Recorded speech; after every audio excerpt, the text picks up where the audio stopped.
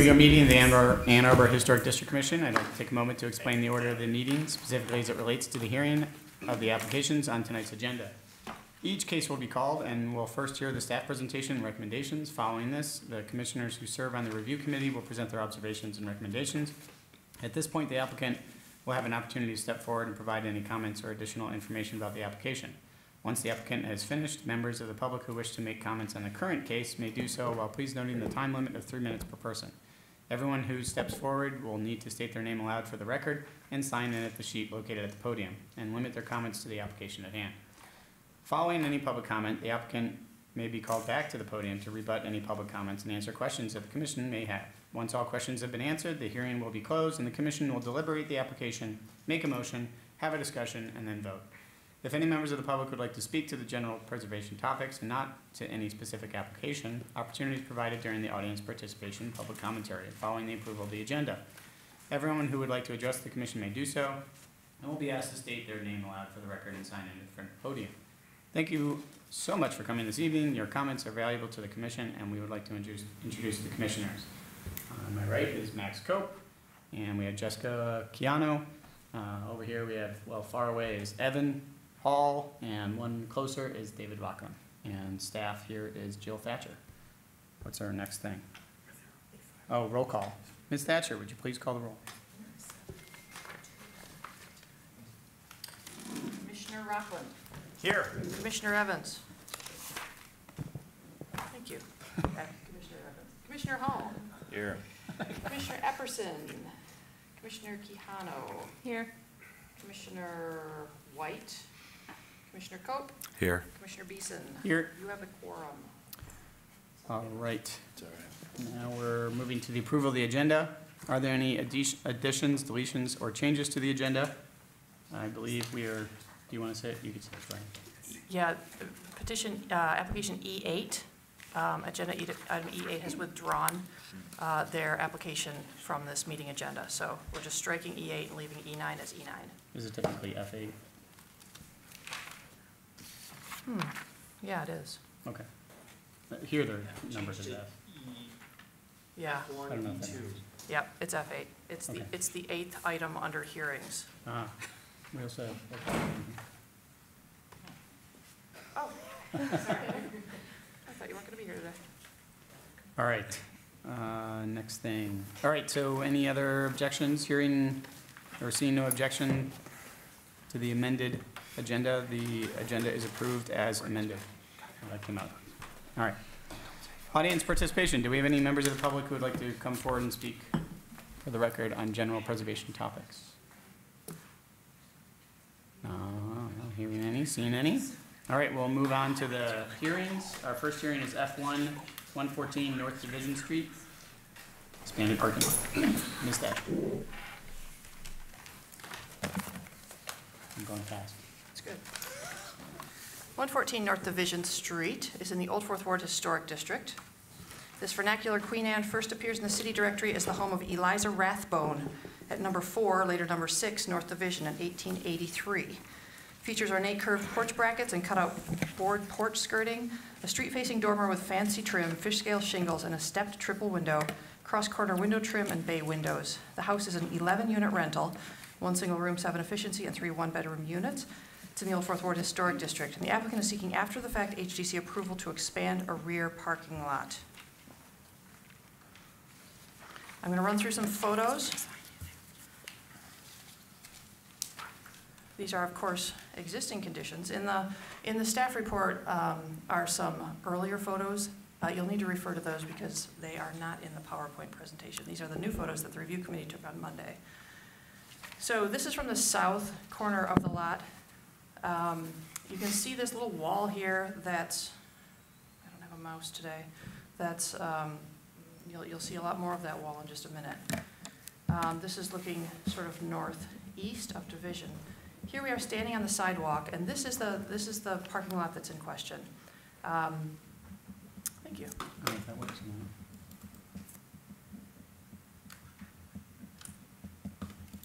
not. No. USB connection. This parking lot used to end closer to the vicinity of the bay window that you see there on the left. It was pulled forward and gravelled in order to facilitate more orderly parking on the site. And this walkway that you see here right in front of you was turned at the steps, and it used to go all the way toward the back of the house. Also, these bollards were installed here along the driveway to help protect the house now that the parking area has been pulled forward more.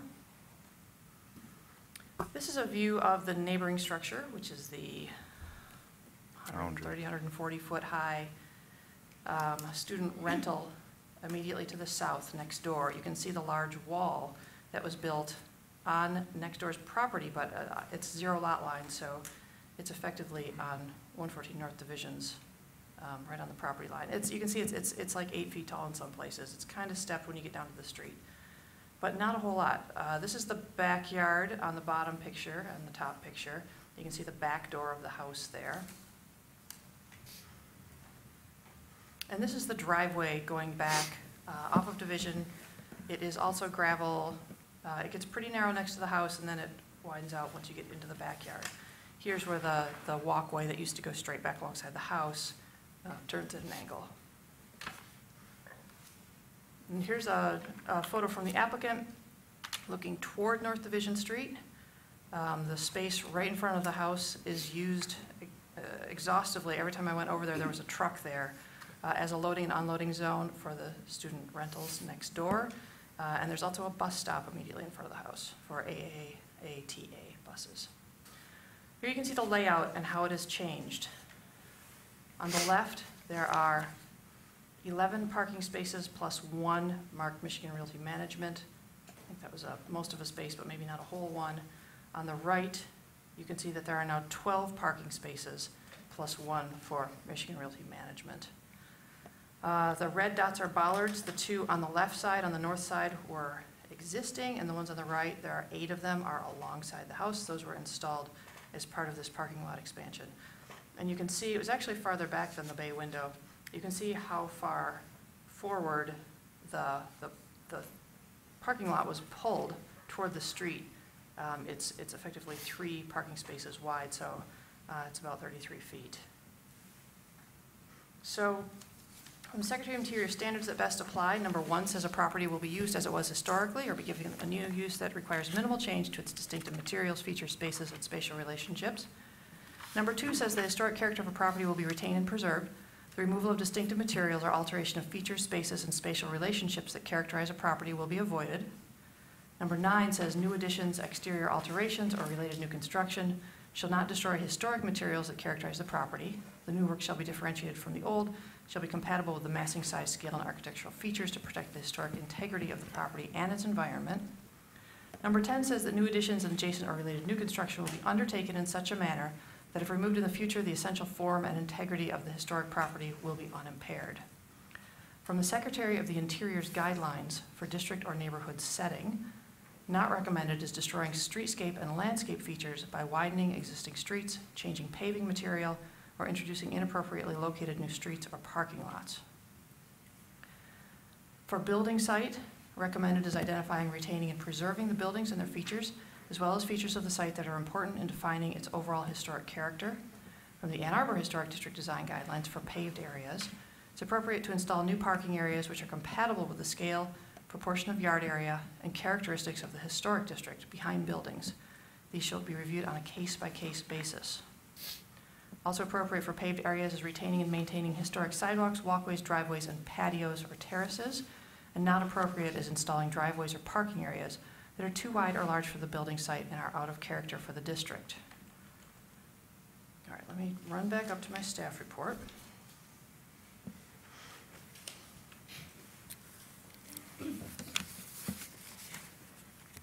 So this property historically had a 2-story home next door. You can see that in one of the photos at the end of the staff report. This was replaced with a 12-story building in 2015. In addition to the building, a 6-foot, which I think is actually closer to 8 foot in some places, tall solid masonry wall was constructed along its south and east property lines. The owner allowed the south side yard to be used by construction workers and vehicles. When construction was completed, the grass in the front yard and lawn extension were successfully replanted. The owner notes that because of the lack of sunlight, he couldn't grow grass in the side yard. The owner expanded his parking lot by graveling an additional 33 feet of the side yard to the front wall of the house. The owner also installed 8 bollards along the south side of the house to help protect the house from vehicles. There's a row of boxwood bushes on the west edge of the parking lot.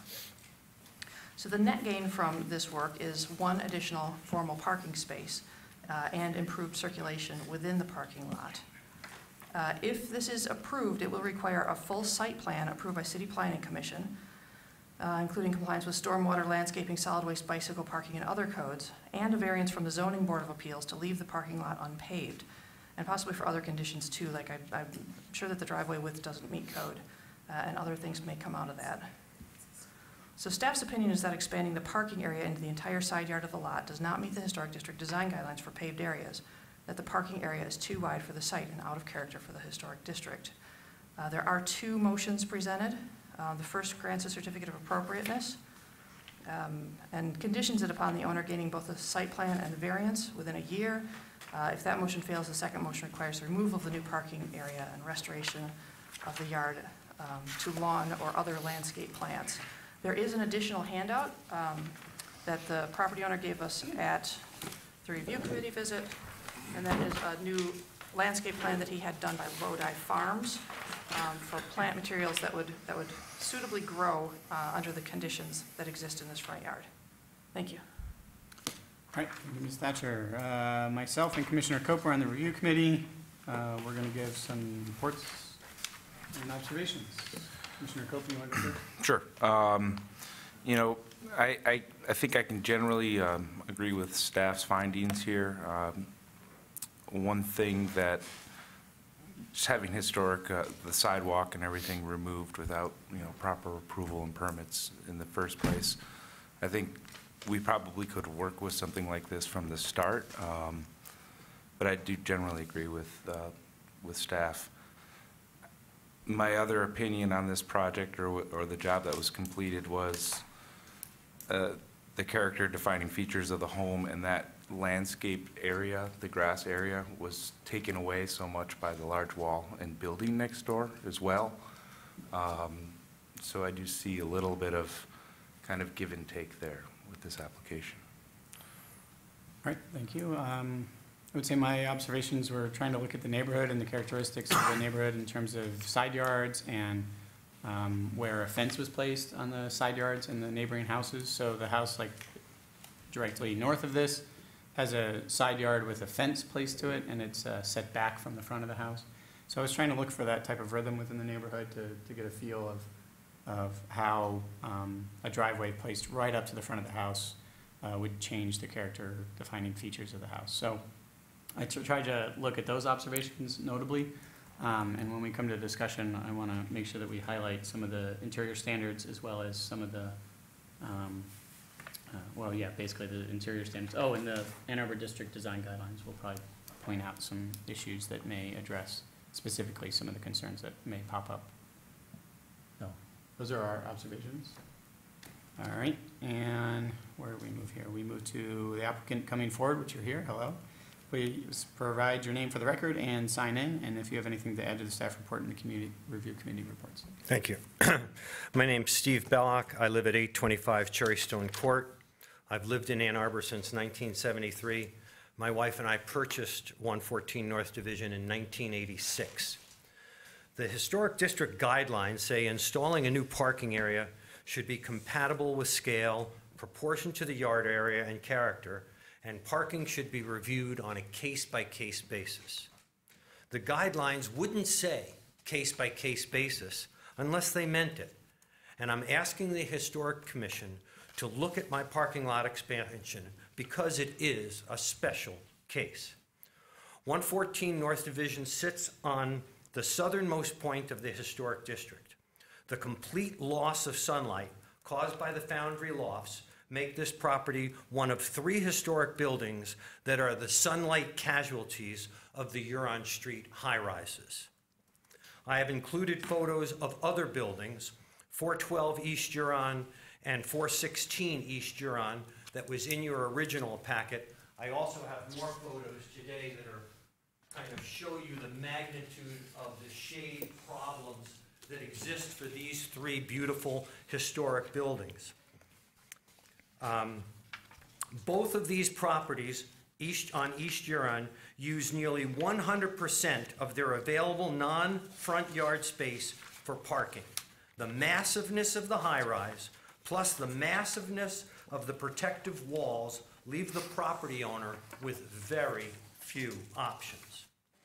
In addition to the two East Huron properties, the building directly across the street from my property, 117 North Huron, has parking in a similar manner, where 100% of the non-front lawn is used for parking.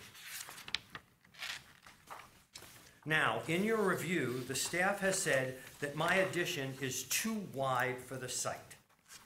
The parking is no wider today than it was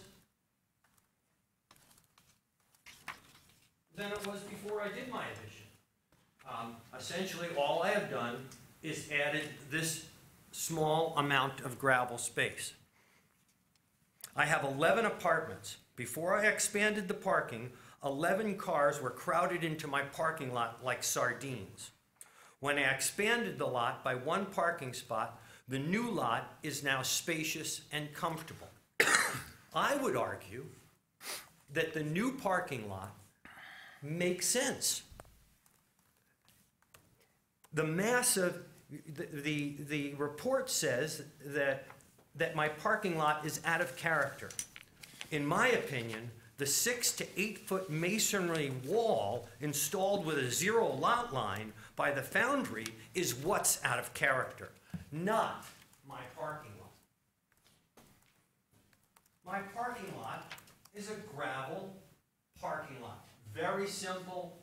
As you can see, all of the parking spots are clearly numbered. I do believe that the comfort of the parking lot is important to the quality of my historic home. If you look at the pictures that I've enclosed in a previous submission, all the parking on East Huron, on those buildings, is stacked, where they put 5 spots and 10 cars in 5 spots. Now, I don't see how that does anything to improve historic quality. I think by spreading the parking out, by making my tenants more comfortable, that it will make my building historically significant. Now, I've submitted a landscape plan with the help of Lodi Farms. I have 2 things that I'm battling. I'm battling the lack of sunshine, and I'm battling a walnut tree, which basically turns my yard into an extremely acidic frontier. But by using hemlock trees and catalpa trees, which are both which love acidity, I'll be able to create a significantly better landscape than I have today. The landscape plan is you have a packet of it, and all of these trees that will be installed will be 6 foot high when they are installed. We won't be waiting years for me to have this landscape fully hide my parking lot from the street.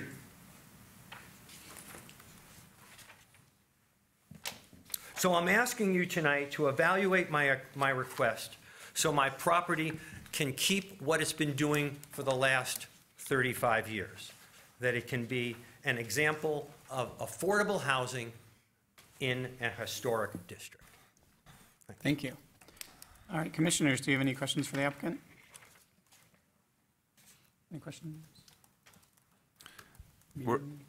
Were you aware of the need to pull permits and grading and site plans to expand a gravel driveway? And you're right. I should have started my speech by apologizing.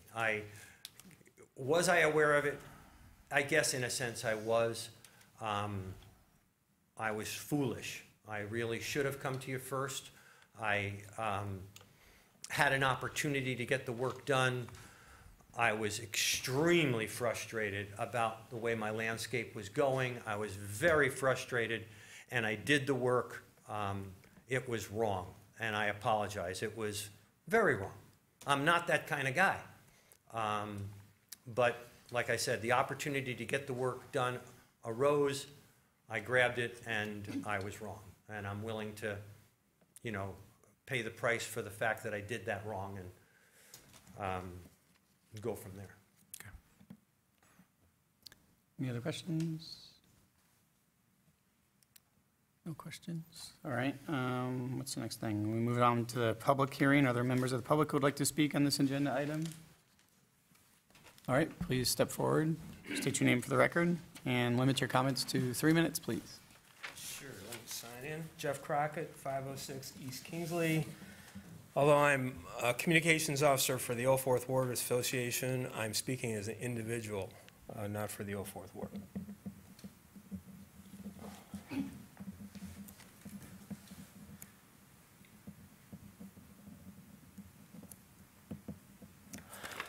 Okay, first let me say in regards to this application is the only reason why this application in front of you tonight is because my wife and I filed a complaint with the Historic District Coordinator, and Chris will be speaking a little later. Mr. Bellick violated the Historic District Ordinance, and while his application attempts to justify the expansion of the lot, it does not explain why he chose to ignore it, although he did apologize, or I'd asked Mr. Bellick to apologize to his neighbors and apologize to us because we've known him for a long time and he knows that we care about this neighborhood and he should have consulted us. But let's put this application into perspective. In our neighborhood, I can cite numerous examples of landlords ignoring the law, as Mr. Bellick did, to expand parking lots. The result is that most of the historic properties that became rentals now have parking lots that never faced inspection in the first place. We lived through this firsthand when we saw a pile of gravel appear in the rental house next door because the new property owner thought that he could do whatever he wanted until we protested. So we've got a history on this, Steve, and that's why we're very sensitive about this. Several things just don't make sense to us about Mr. Bellick's proposal. First, he says he's adding 1,000 square feet of gravel to add just one parking spot. Well, if he's adding just one parking place, why not just add 80 square feet of gravel? I think he had more parking spots in mind. Secondly, this is what he wrote about the appearance of more gravel. I don't feel that adding 1,000 square feet of gravel has done anything to detract from my building's historic appearance. Seriously, is he really arguing that gravel is more beautiful than shade-friendly ground cover? Sorry, I just don't get it. I can tell you that there are far shadier locations in the 04th Ward Association that support a variety of plant species just fine. Mr. Bellick can simply walk down Division and see many examples of nice landscaping in equivalent shady locations. So I'm not compelled that paving it is the only solution. Thirdly, it is hard to believe that the size of this house warrants 12 parking spaces for its residents just because he has 11 studios and one apartment. Not one of the new apartment buildings currently gone up in Ann Arbor guarantee one parking spot for all its residents. I'm confused about why Mr. Bellick thinks that all his residents require a parking spot. I suspect that Mr. Bellick wants to add more parking spaces so that he can rent more spaces to non-residents. And before considering this application, you might want to clarify from Mr. Bellick just how many of the current 12 parking spaces are currently being used by residents and how many he rents to non-residents. Increasing the size of a parking lot just to convenience non-residents makes no sense to me. Thank you. Thank you.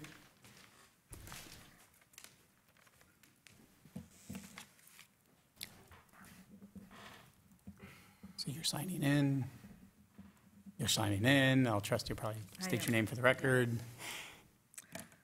I live at the same address. Good evening, my name is Chris Crockett. I live at 506 East Kingsley. We've resided there since 1980, and I'm also president of the 04th Ward Association. I'm speaking as a resident of the neighborhood, although I have consulted with a number of other residents in the neighborhood about this parking lot, and we are all equally alarmed. First of all, why didn't he get a permit? Mr. Bellick said he has owned this since 1986. The old 4th Ward Historic District was firmly in place at that time. No one can say, I didn't know I needed to get a permit. We've done extensive work in the restoration of our house. We always get a permit. I don't think that people should be able to get a pass when they are a scofflaw. Another thing is that we worked very hard with Mr. Bellick in a very supportive and neighborly fashion when the Foundry Lofts were going in. We all knew what dilemmas it posed for Ann Street and the edge of the old Fourth Ward. What we negotiated was a very attractive wall, a very expensive wall. So to plead that now the shade of that wall is an impediment to growing anything is just a folly. We have plenty of shade on our property. Everyone does in the old Fourth Ward. We have huge bur oaks. We also were on the garden tour last year.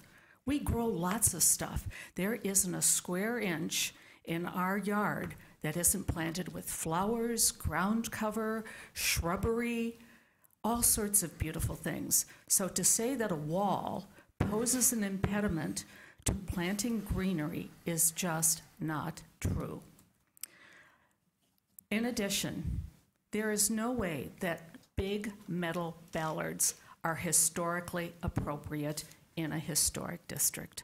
Those big red ballards have no place in the old Fourth Ward, and especially not when they're visible from the street, such as they are now. They are hideous and they must be removed.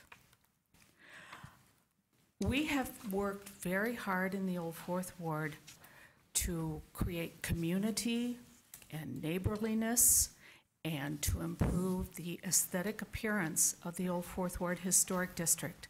It is an uphill battle because most of the properties are rentals. We worked really hard with Steve to make sure that he had an attractive wall on the edge of his property. We did the best that we could do, and we worked on that project for 2 years against the Foundry Lofts and to minimize as much as humanly possible any impact it would have on the properties. This is how our neighborliness and hard work and supportiveness have been repaid, and I don't like it. I think that just saying, I'm sorry I didn't get a permit, should not give a pass. This needs to be vastly improved. There's no need for 11 parking places on this site. It's not required by law. And this needs to be more reflective of the beautiful things that are beginning to happen in the old Fourth Ward Historic District, including with the 2 houses next door, right there on Division Street, which have lots and lots of shade and beautiful gardens also. Thank you. Thank you. Any other members of the public? Don't forget to sign in, state your name.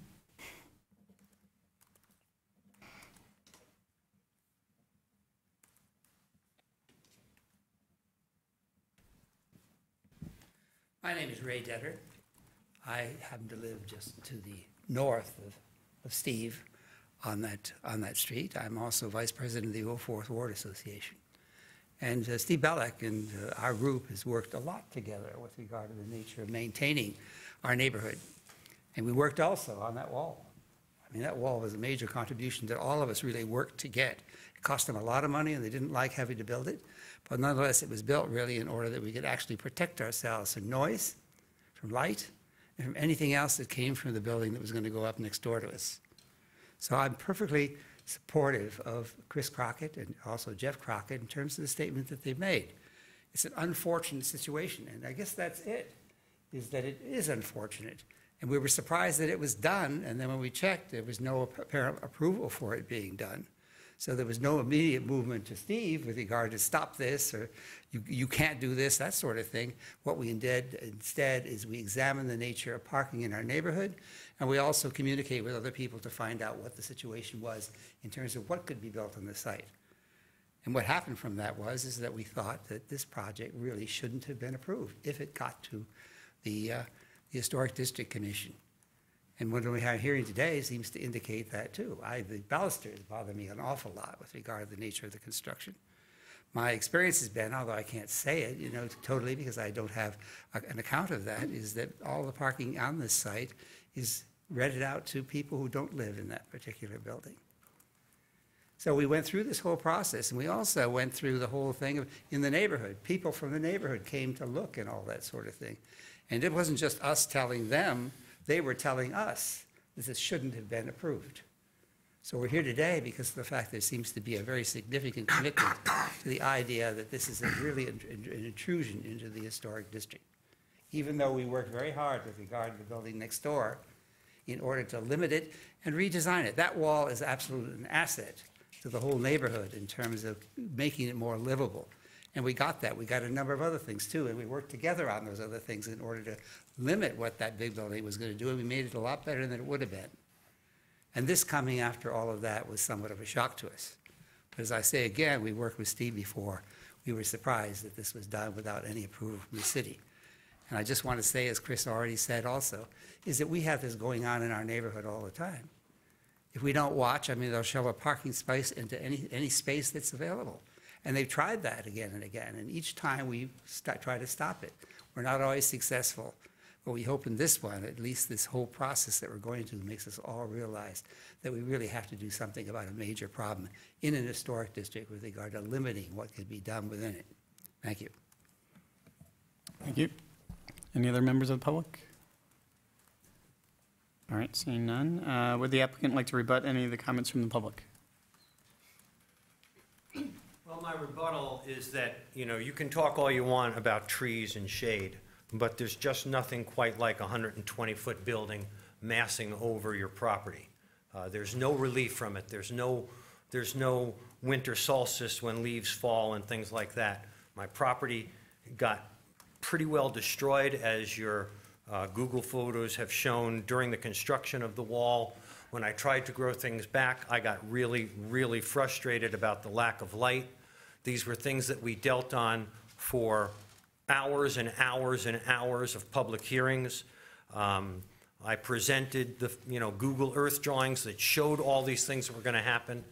And I do appreciate that the neighborhood and I worked hard at trying to do the best we could given the circumstances. But the fact of the matter is that I'm at the southern tip. I'm the one that gets to bear the brunt of it.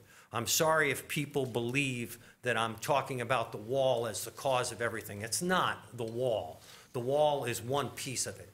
It's the giant 10, 12-story high-rise which has changed the nature of my building and why I'm trying to at least salvage a more manageable parking lot.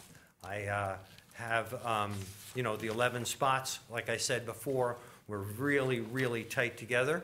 And if I lose this, I'll just have to go back to that. That's all I can do.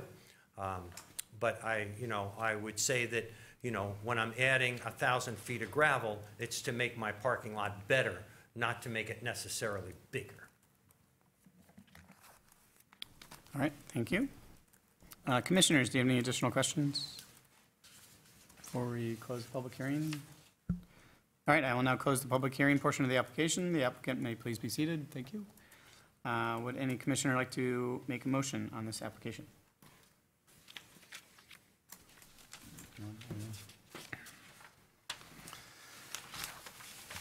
I'll make a motion. All right.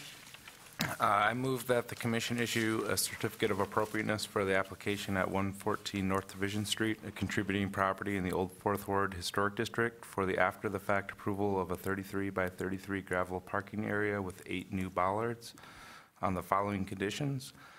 Site plan approval and all necessary variances must be obtained within 1 year of the date of approval of this application.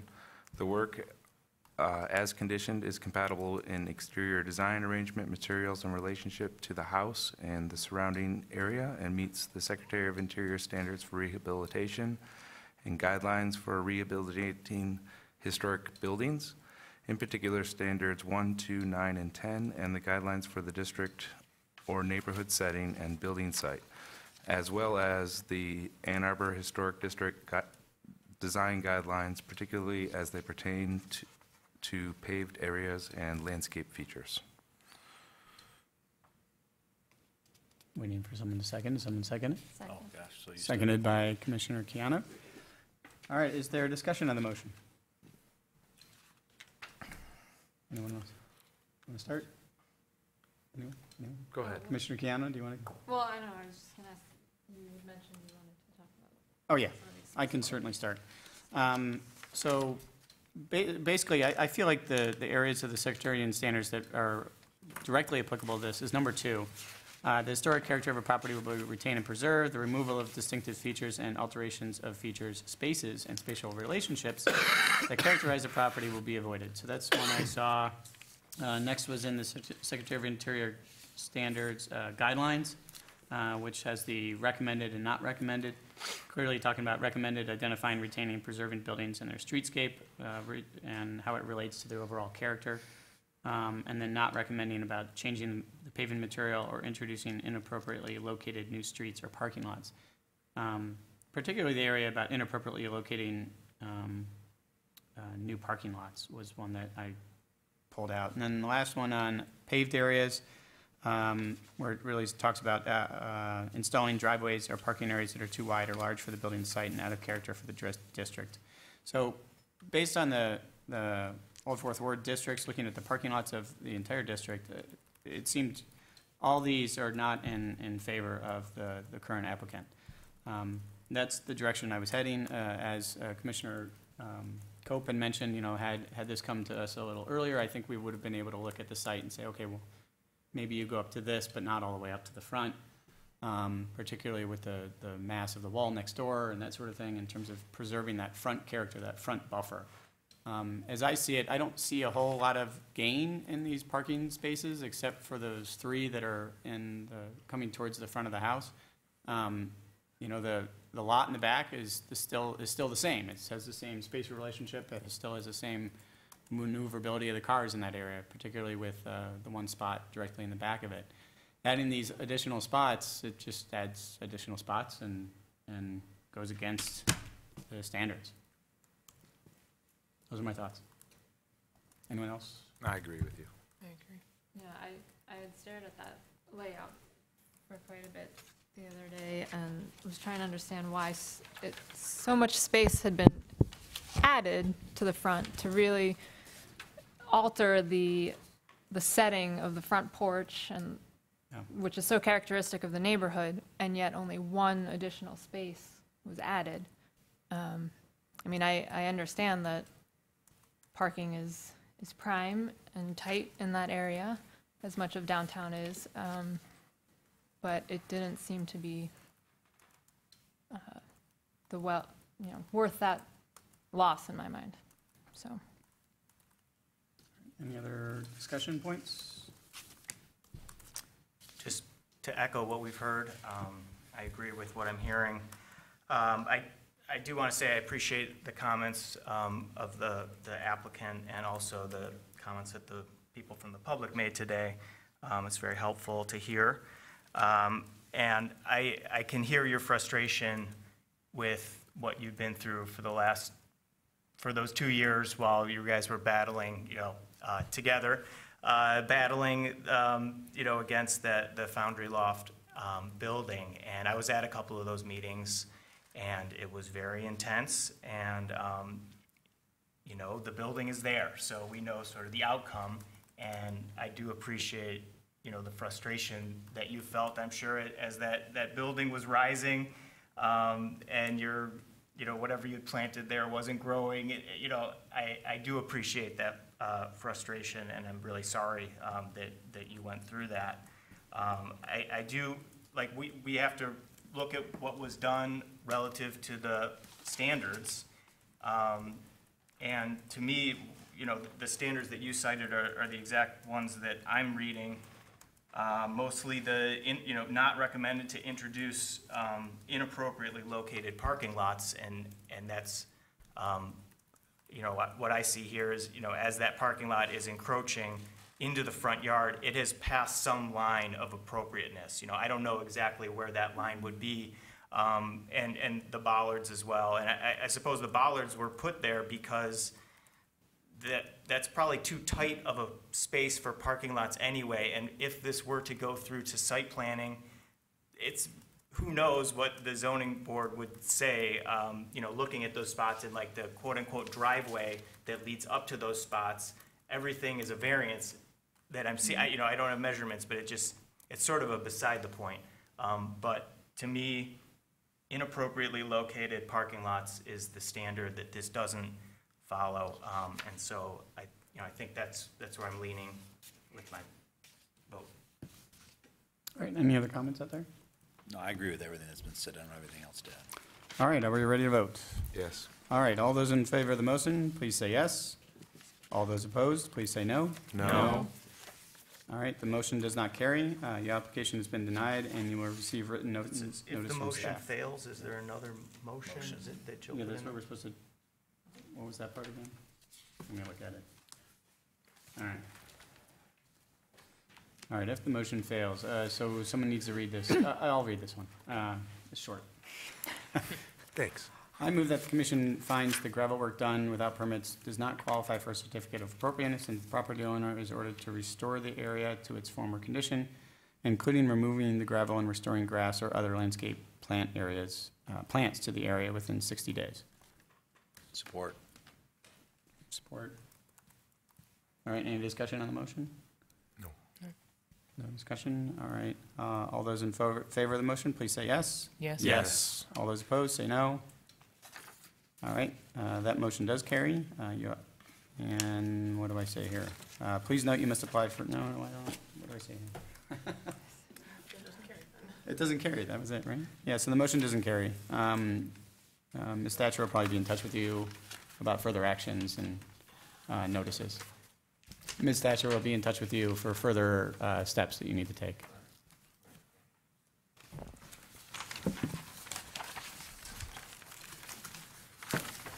All right, next one is F2, 523 South 7th, Ms. Thatcher.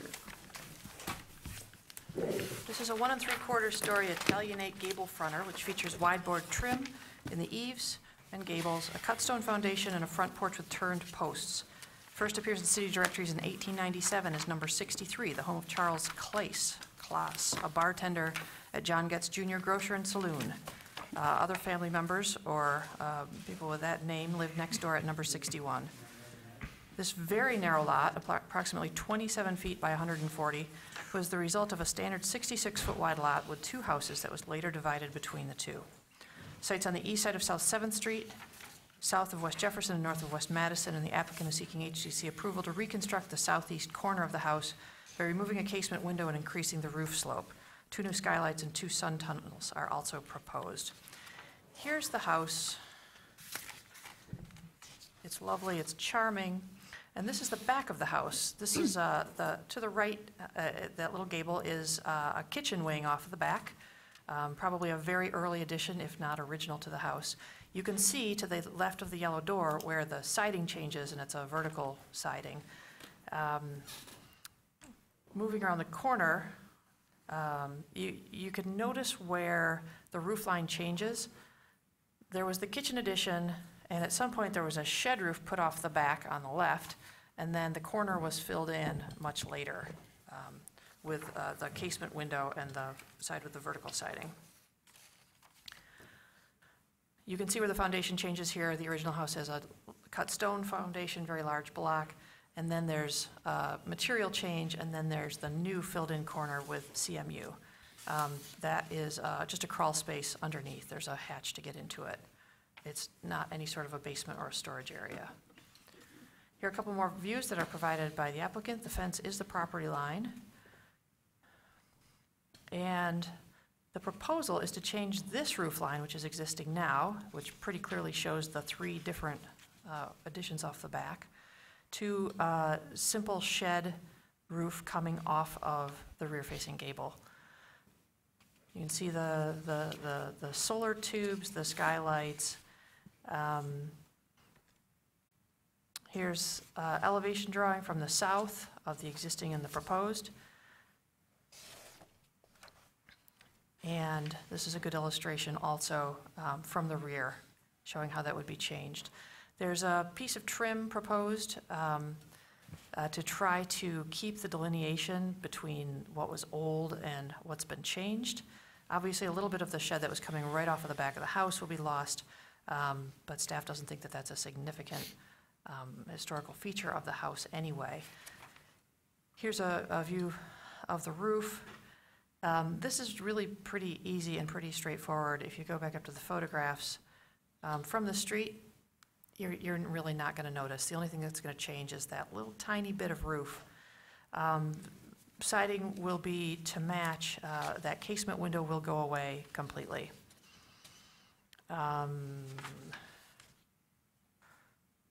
That southwest corner was filled in after 1947.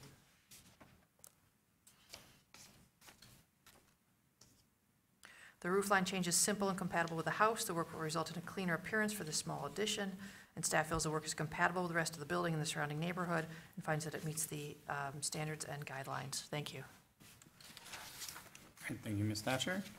Myself and Commissioner Cope on the review committee, would you like to do this? Sure. Start? Yep, I think that, you know, on the site plan, I generally agree with staff on this one. It seems like a pretty straightforward application and not a major change to the house. And will definitely be a lot more, for his interior plan, help that as well, too. All right. I missed your last comment. For his interior plans. it Okay, will- all right. For such a small change that is being made to the house. Yeah. The interior changes a lot. Yeah. And I tried to look at this for the guidelines again, and it fell in pretty well with the rest of the guidelines. You know, we're not looking at a significant change to an historic structure. By and large, that was it. I think what you see on this sketch from the existing, can you go back one? To the new is pretty straightforward. It shows the extent of the change, and we might have some areas of discussion about the feature, trying to keep that kind of fascia board that was there, about that, whether or not we feel about that. But other than that, it seemed like a fairly straightforward application. I also want to note on this image the rear window on the main part of the building. You can see that it stays intact in both existing and new. So the new roof line will just slide right under it. Commissioners, I failed to neglect that standards 2, 9, and 10 best apply, and I've read all of those to you already. There are guidelines in the staff report. All right, would the applicant please come forward, provide your name for the record, and please sign it. And then if you have anything to add to the staff report or our review committee observations, feel free.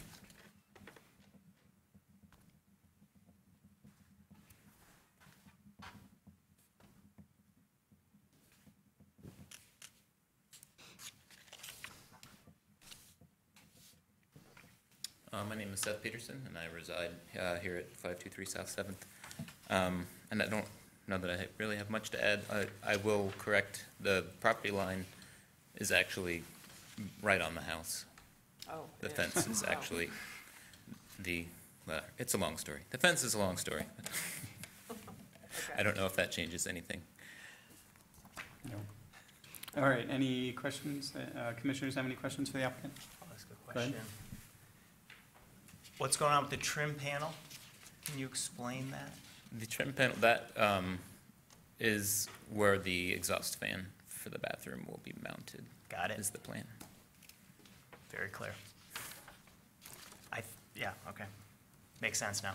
Yeah, I should have included that note on the drawings, but it was not there. Thank you. And this is the trim panel that we're talking about on the underside of the eaves.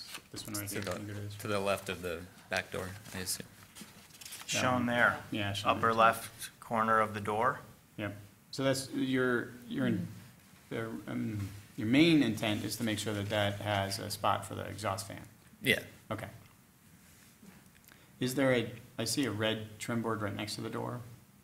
You see that? Next to between the shovel and the yes. white casing. That's a red piece of trim that is just there.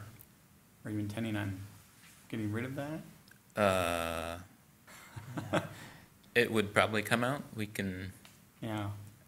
I looked at trying to add another trim piece that mirrored the north trim, mirrored On the other side. through the gable, Yeah. and it lines up so closely to that door trim that, Yeah. but I mean, if you guys have an opinion, I'm happy to adjust. We'll probably bring it up in discussion. I'm neither here nor there on it, but Yeah. I thought I'd mention it or point it out. All right, any other questions for the applicant? All right, are there any members of the public who would like to provide some comment on this applicant? All right, I will close the public hearing. Can I ask another portion. question Yep, before go you ahead. close it, please? The freeze board on the back elevation, I'm just Yeah. noticed this just now, that it looks like it's pretty deep in the photo. Yes. Are you replacing the entire freeze board, or will the existing freeze board stay? I think Sorry, on the shallower, This is all existing to remain, right? The light color? Yeah, correct. Okay, so like this, the board that's against the house? Yes. Not the fascia board, the one against the house. Mm-hmm. In the photo, I think you have foreshortening that's occurring, oh yeah? just because you're down low looking up, and that image is drawn flat. I think it might be just And the it's same all white dimension. and it's, Yeah, I see what you're okay. looking at. It's existing, you're gonna keep this board Yes. though, That right? all Yeah, stays. yes, okay. that all stays. Got it. The only one that will be removed is the one that's on the vertical siding Yeah, portion, and you see the, which, Deep. It's That's what's deep. also throwing me, I guess, is that Yeah. that's deep and it's, okay. and we'll get to the discussion part, and we Thank might you. pull you back up and ask again, but Okay. I have to get to the point where we make a motion. So I was Shirley. All right, now I will close the public hearing portion, and the applicant can sit down if you want. Would any commissioner like to make a motion on the application? I will, because All right, go ahead. I move that the commission issue a certificate of appropriateness for the application at 523 South 7th Street, a contributing property in the Old West Side Historic District, to reconstruct the southeast corner of the house by removing a casement window and increasing the roof slope, and adding 2 new skylights and 2 sun tunnels as proposed. The work is compatible in exterior design, arrangement, materials, and relationship to the house and the surrounding areas, and meets the City of Ann Arbor Historic District design guidelines for additions and the Secretary of Interior standards for rehabilitation and guidelines for rehabilitating historic buildings. In particular, standards 2, 9, and 10, and the guidelines for additions and building site. Support. All right, seconded by Commissioner Hall. All right, is there discussion on the motion? I think there's one thing that we may have missed in the motion. I don't know if it's significant or not, but the infilling of the hatch space going into the crawl area from the exterior isn't mentioned. And I think that's work that's being proposed to be done. This is the part that we don't see on the drawing. Oh, there it is. It's on there. Infill at foundation wall opening, right? Yeah. Which, it's not it's nothing that, Yeah, I mean, I I don't guess it's think it's a covered by the big motion, issue, because but it yeah. says the work as described okay. in the drawings. Is that right? And then, no, it's just. And it's a non-historic Yeah. part of the home anyway. Yeah. All right, so to get to the discussion aspects of this photo, so we have the freeze board that is coming down and moving horizontal in that segment. And then on the proposed drawing, we show appears to look like it's a small portion of it that's remaining in place, but it looks like it's a brand-new segment because it doesn't match exactly. And then there's a trim board there next to the door that might, in my mind, might help differentiate the new and the old work. Again, either way, I'm okay with the way that it's proposed, because I think it meets the standards no matter what. And I certainly don't want to design the project. Any other thoughts out there? None here. None? Anyone? All right, are we ready to vote then? Yes. Okay. All those in favor of the motion, please say yes. Yes. Yes. All those opposed, say no. The motion carries. Your application has been approved, and you will receive written notification from staff. Please note that you must apply for any required permits from the city before beginning on your project. All right, thank you. Next hearing is F3, 822 West Jefferson. Ms. Thatcher. The HDC issued a certificate of appropriateness to construct a new house on this vacant lot in April of 2016. This owner is the first occupant of the house. Site's on the northeast corner of West Jefferson and South 7th Streets. And the applicant is seeking HDC approval to build a 35-foot by 12-foot deck on the west side of the house and to convert a window to a door on the west elevation. Several of you will remember this house from the application process. Since it is a modern structure, the work that's being proposed is being evaluated on its effect on the historic district and surrounding historic structures rather than on this one, since it's only 2 years old. You can see how close it is to the house next door to the east. And there are also houses in the district across South 7th and across West Jefferson, out to the left on this photo, off the photo. The deck is proposed to go, and there's the property owner. The deck is proposed to go on the back corner of the house. You see where the bay window is on the side, moving past the chimney to the bay window. It would extend basically from the front corner of the bay window back to the rear corner of the house at a depth of 12 feet off of the wall. The trim things, bracket things that you see underneath the bay window would be obscured, and those 2 windows that are in the foundation would get a lot less light, but that goes into the garage, so that's there's not a living space down there anyway. The deck would be, the window that you see here on the far left end of the side elevation facing the street would be replaced by a door, and the deck would need to have a railing since it's more than 30 inches off of the ground. And you can see that it's pretty high up off that back corner and not so high up off of the front corner closer to Jefferson. The details were a little bit scant on this. I took the application in anyway since it is not a contributing structure in the historic district.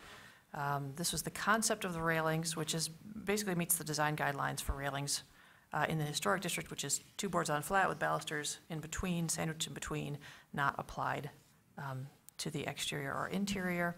The deck and railings are to be composite material. And here's a plan. It's not to scale because the chimney in the front of the house are missing, but you can see the 12 feet deep by 33 or 34 feet long deck. It's a big deck, and you can also see the door where the window is being replaced with a door. It's a big deck. This is a tough yard, though, to utilize, since it's pretty much all on a slope except right along Jefferson by the front door. Getting people out, getting people closer to the street and the sidewalk to wave to their neighbors, I think is a good thing. This is a deck, not a porch, so it doesn't have a roof over it, which I think would be a little bit more imposing if it were to have a roof over the top. And since it's a modern structure, I'm not as particular as I might be about if this were on a historic structure. There are a couple steps going down on the right-hand side you can see here.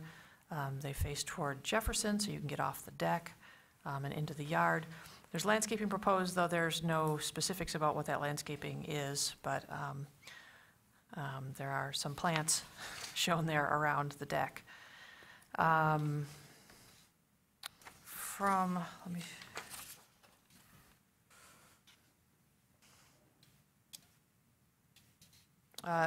It would need to get a variance from the Zoning Board of Appeals.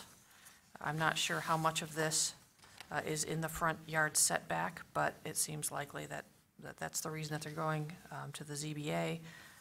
Also, you're not allowed to have an uncovered deck in a front yard, which this is. So that's the reason they would be going to the ZBA after they go to the HDC. Converting the existing window to the north of the bay window into a door is appropriate.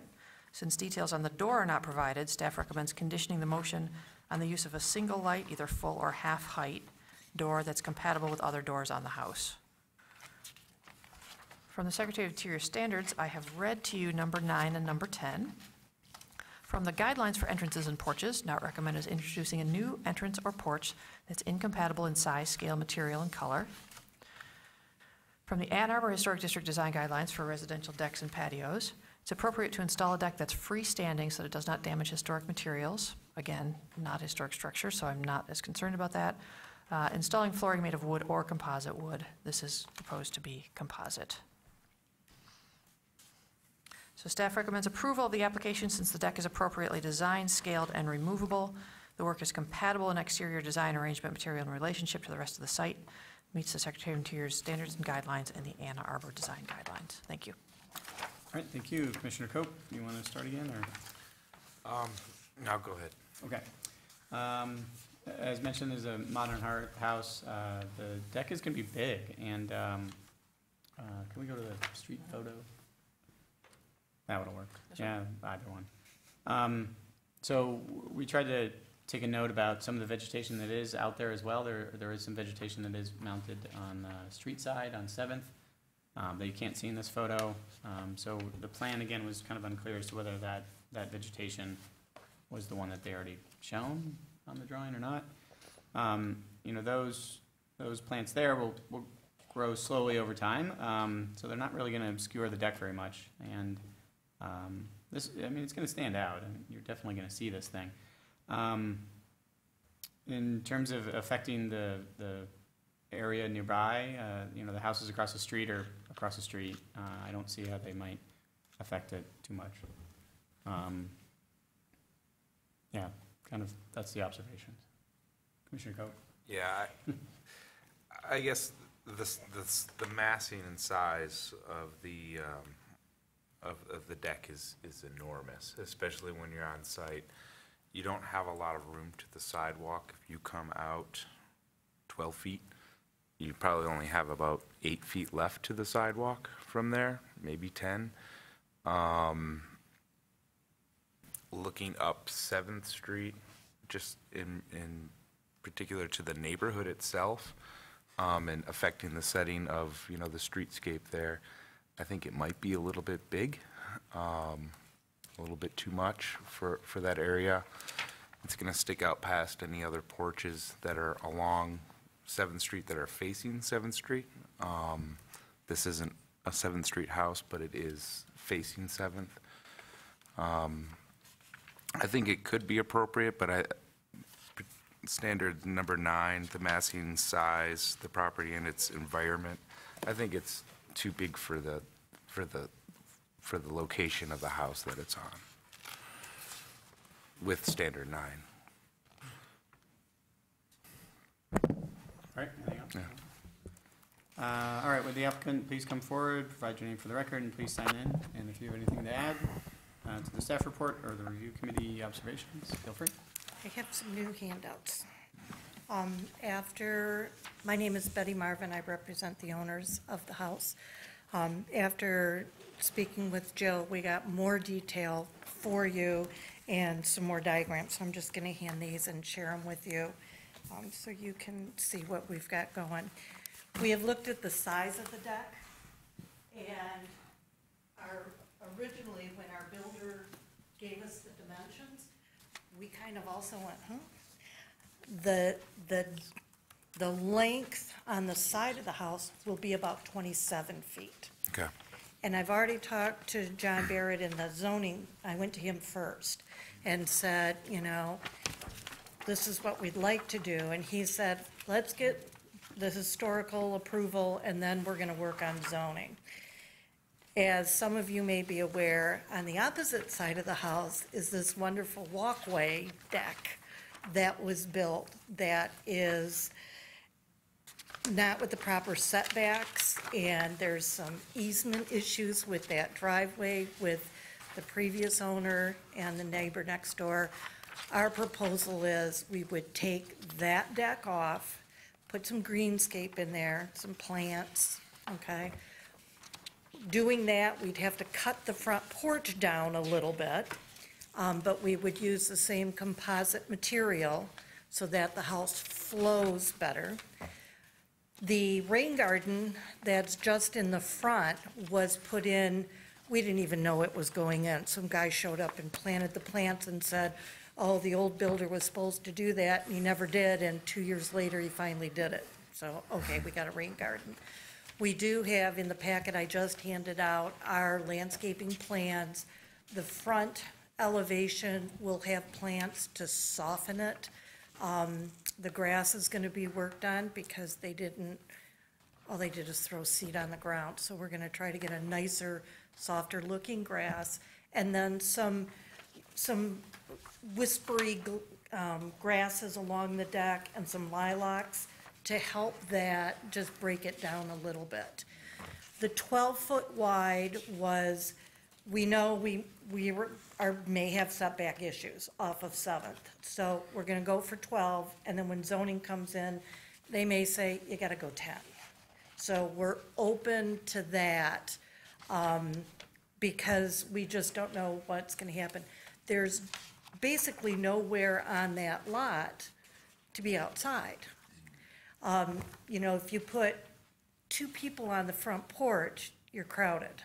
So we want somewhere where, you know, you can sit, maybe put a grill.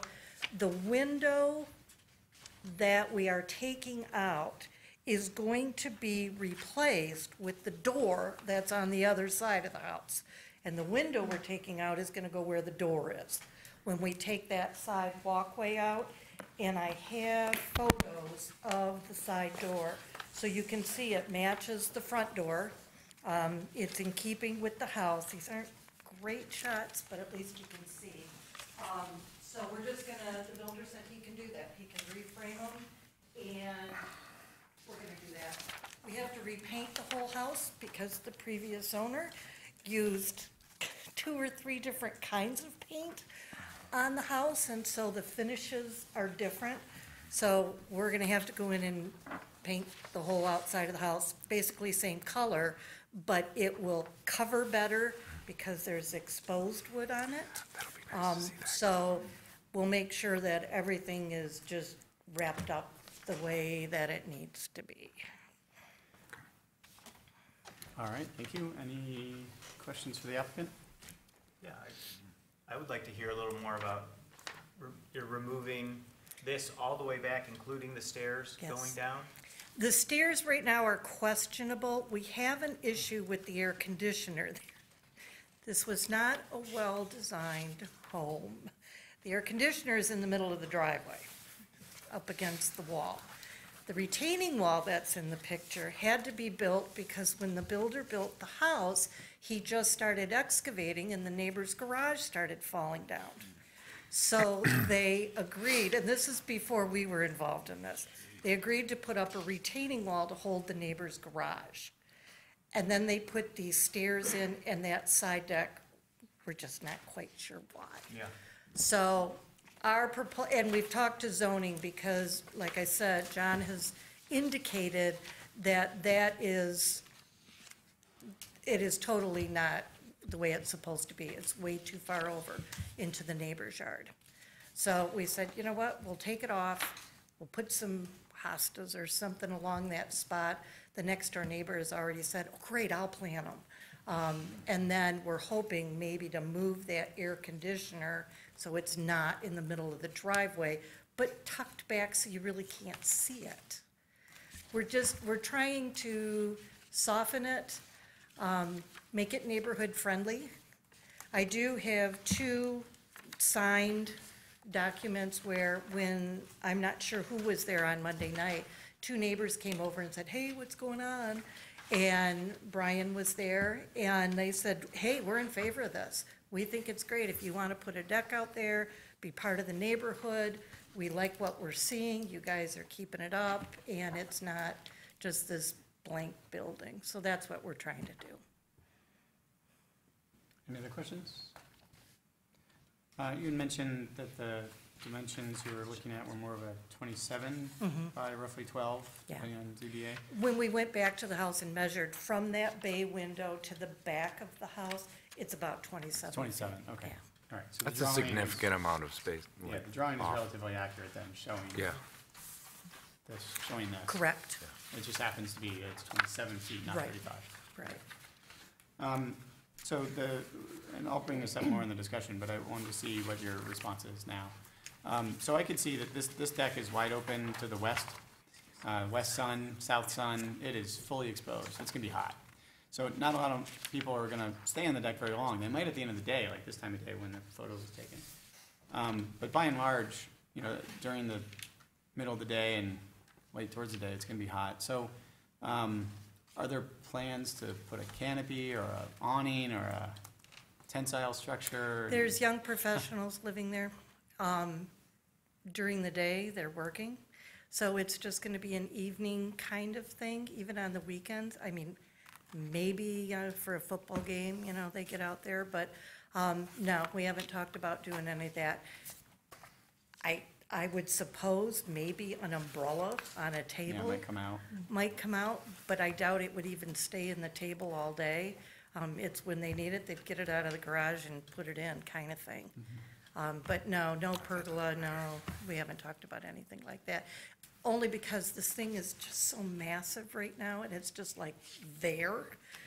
We're trying to soften it, and although this deck will be big with the arborvitaes along the sidewalk, and then with some landscape and some grass that looks like grass, we're hoping it'll help it out. Yeah, I imagine also, well, this is up to you guys, but expanding the rain garden will help too, like making it big and grabbing all that rain that's coming Down. from the roof. Yeah. It'll grow and look a lot much better than the grass that was seeded there.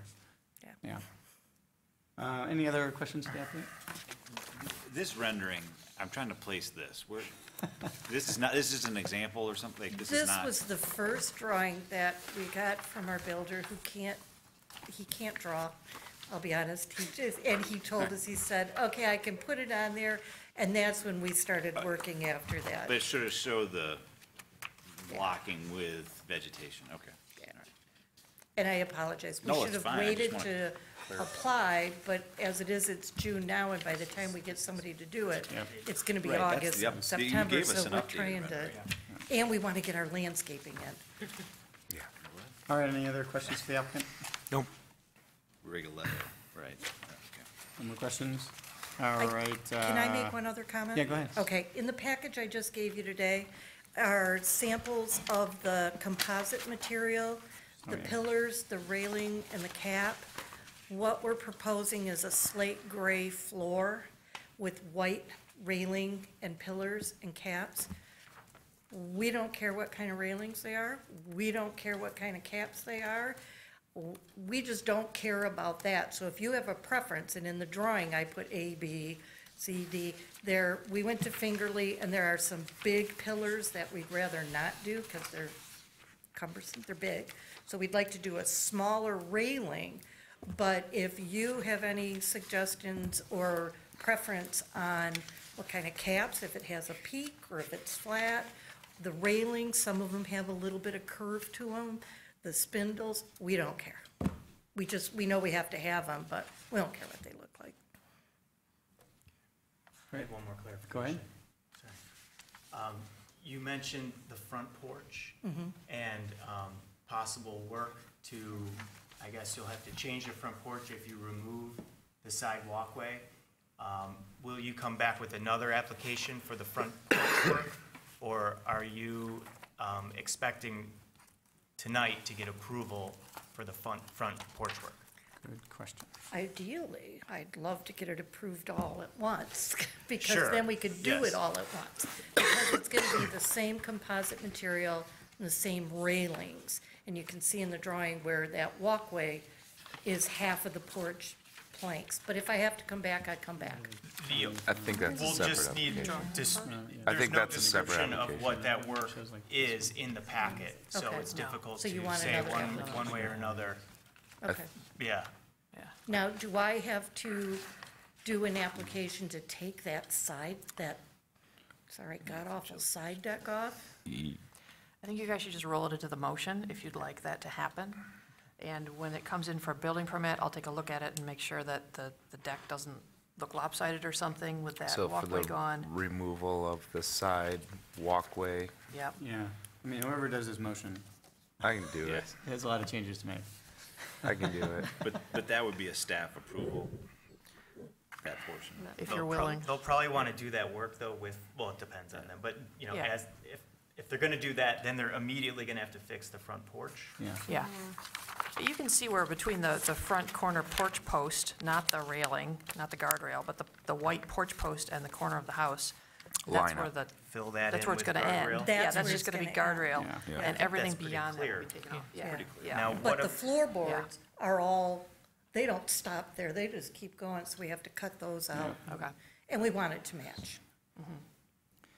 And to make the nice overhang, they may have to, well, this is up to your builder on the details. The of overhang it. can stay. Yeah, well, I'm saying how the decking comes across the front of the house, comes across like that, right? And sure, you could just zip line and cut it, but it really depends where the framing is underneath. Right. So your builder has to kind of think through the details a little Right. bit, so I'd push them to make sure you get the details right, because it's gonna come out looking funny if Yeah. they just come in with a saw and go, oh, done. No, well, because we're taking it off the house, we're gonna have to make sure the side of the house is Yeah, there's a lot of, is a lot of intact details in and there. the green space is appropriate for what's there. all right, any other questions? Yeah, just give me 1 second, or, no, I'm good, but I'm, You're ready to, oh, you're doing the motion. I'm All right, let me gonna figure, let me keep go going after on this this. one. All right, moving on to the public hearing. Are there members of the public who would like to speak to this application? You would like to? No? Yes? Yeah. Yeah. Absolutely.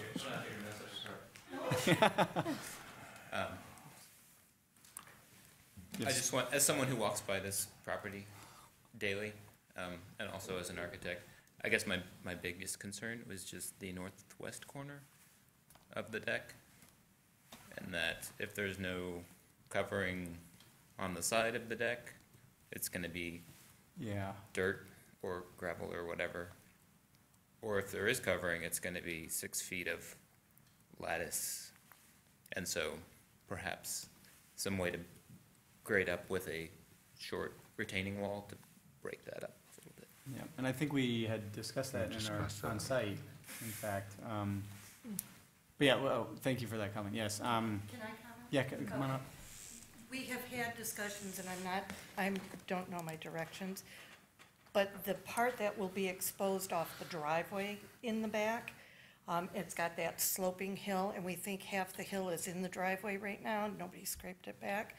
That's what we had talked about, is putting up a retaining wall to keep that dirt where it needs to be. We're not big lattice fans under decks, so we would make sure that's finished, and then the landscaping on the street side would take care of the other, and that's why the big grasses and the lilac trees would fill in.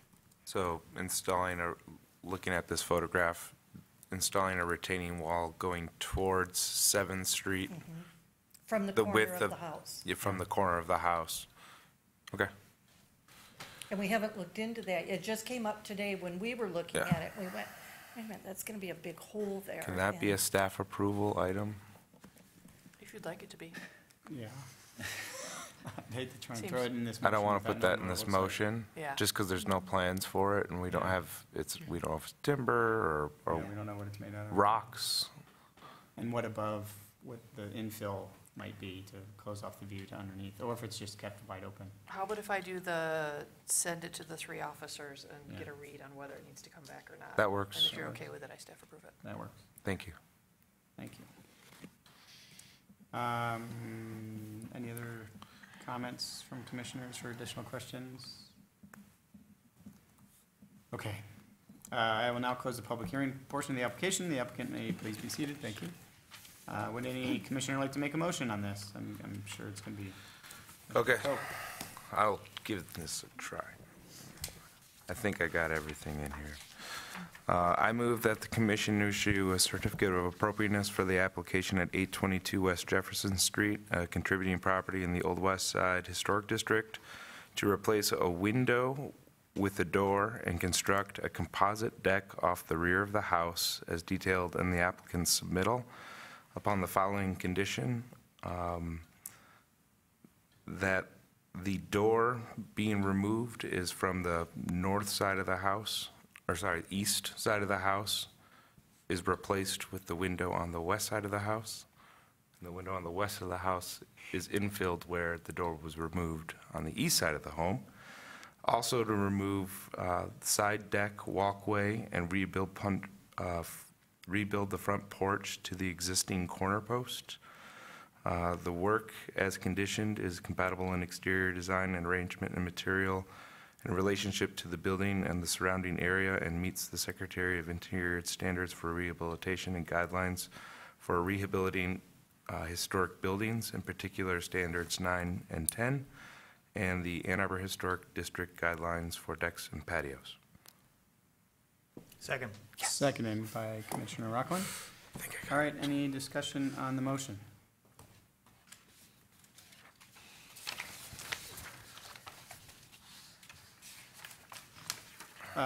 My biggest discussion is for those watching at home, all those thousands of people, is to make sure that when you are submitting your application, make sure it's tighter Complete. and complete. This is hard for us to review when it's nebulous and sometimes a little unclear. Many times we're certainly comfortable in giving some leeway, especially with a deck application. It's not that, especially on a deck application that is on a new home, not a historic property, but it would be nice to make sure our applicants are tighter on this. So any discussion on the motion and the application that we have? The applicant, I believe, was asking us to vote or dictate on the cap and A, B, C, or D from this fingerly photo. Correct. I assume we're not doing that. Is that Yep. correct? Yeah. No. Okay. We don't design it. You can pick what you'd like. Just to clarify for Yeah, that. that's good. Thank you. Or a better way to put it is any of those are appropriate. Yeah, that's a better way. I like that way. I'll remember that one. Any other questions, comments? Well, Max brought up just the depth of it. I'd like to kind of hear where you stand now in the 12 feet. And I thought you brought up a good point. I should talk about it. still believe that the depth is too much. I don't know if they'll actually, who knows what's going to happen with planning and variances there. I'd like to see it down to maybe 10 feet. But, there's a lot more steps for this deck to go through before it's going to get approved for permits too. Yeah, and I'm going to add some thought on this. I remember when this house was coming in for application, the first time and the second time. We rejected it the first time because it was just not compatible in its design. And the second time was a stretch. We said, okay, if we squint, it'll work. This is a new structure on a lot that's never had a home in an historic district. So this house was one that we said, okay, well, putting a house here is appropriate. Its scale was appropriate. We were trying to check to see how it fit with the rest of the neighborhood. This is where having the deck on this side is it's kind of unusual for this neighborhood. We don't see a deck facing 7th Street anywhere. We might have a porch in Porches. the front of the house, but we don't have a deck. So it's kind of a weird thing to think about in the first place. So how does it fit the standards? Well, it still fits the standards based on how the standards read, in my mind. It still fits. Because it's a new structure. If this were an historic structure, I'd sit there, no way, can't add a deck to this. But, so I would agree with Commissioner Cope that any reduction of it that we can have would be better off. To not make it an item on that side of the house would certainly keep its historic character for the whole neighborhood, especially the view down the street. Do you have any good views down the street? Nope. Of the house next Yes. door, at least, too? Well, there's 7th Street across the street. Yep. Next door to the north on 7th Street is a non-contributing structure. It was built in the 40s. And that was the other thing, is the non-contributing structure next door as well. Yeah, yeah. But here, like, if you looked at this view, go back Oops, sorry.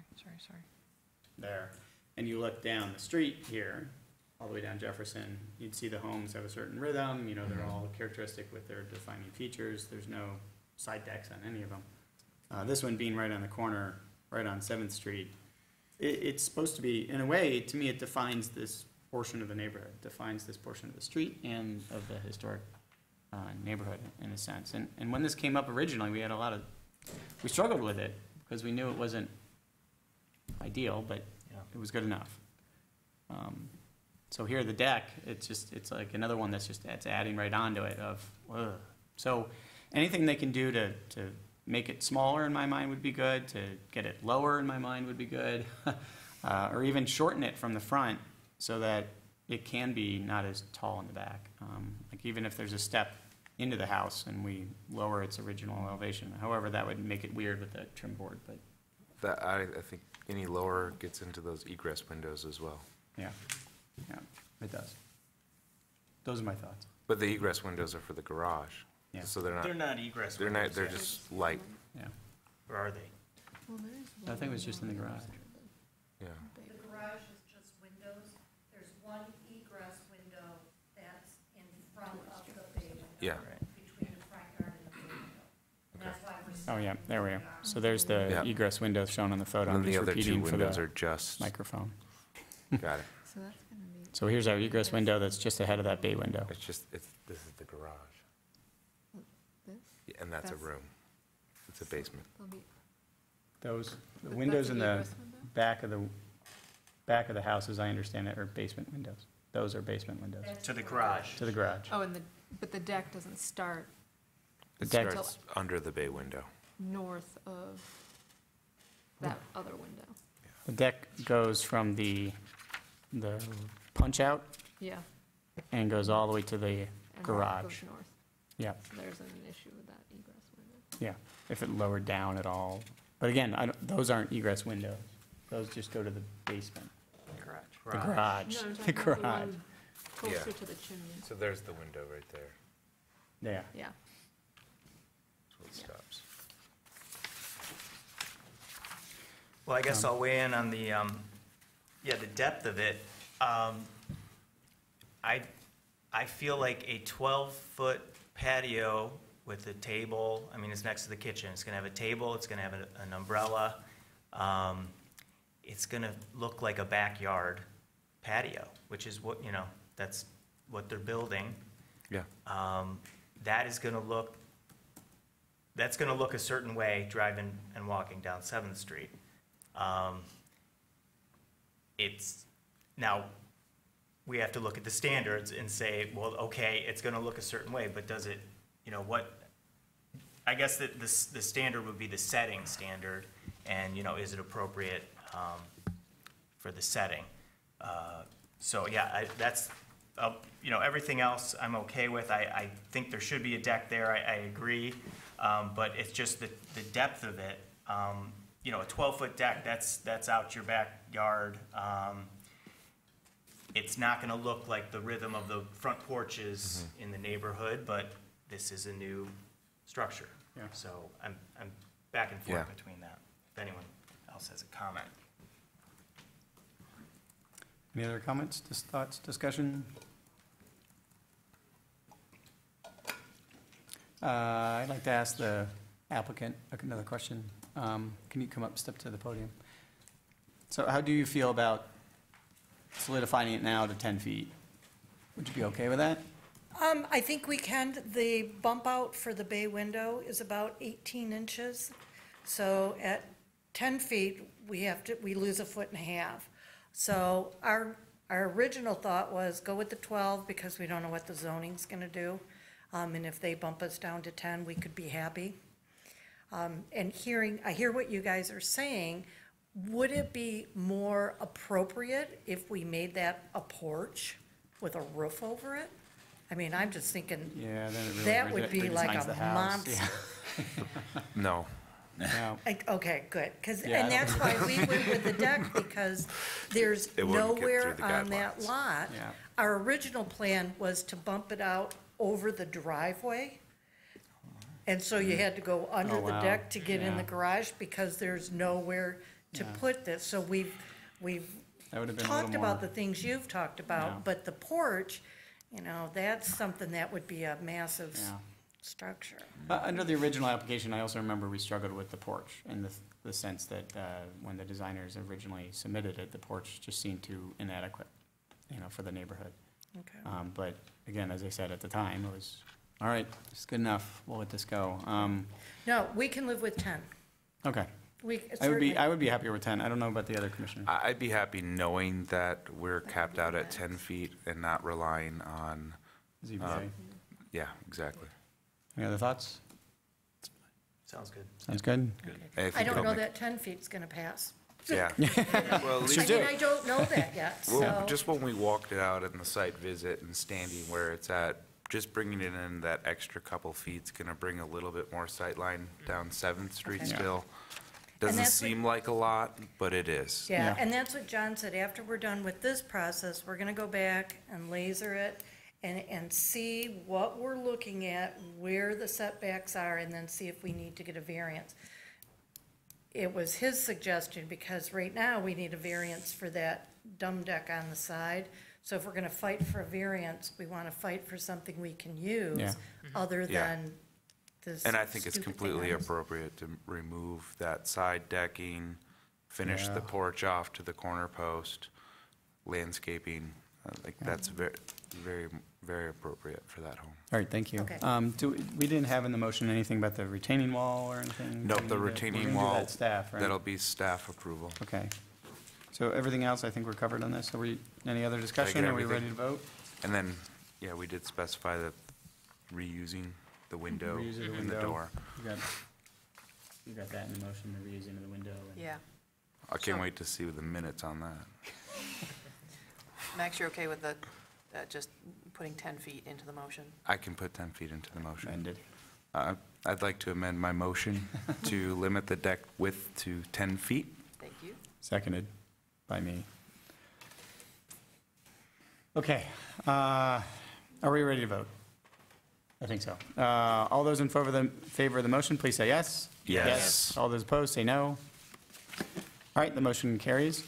Your application has been approved, and you will receive written notification from staff. Please note that you must apply for any required permits from the city before beginning your project. Thank you. All right, on to the next agenda item. This is F4 114 Crest. Is that right? That's right. Yep.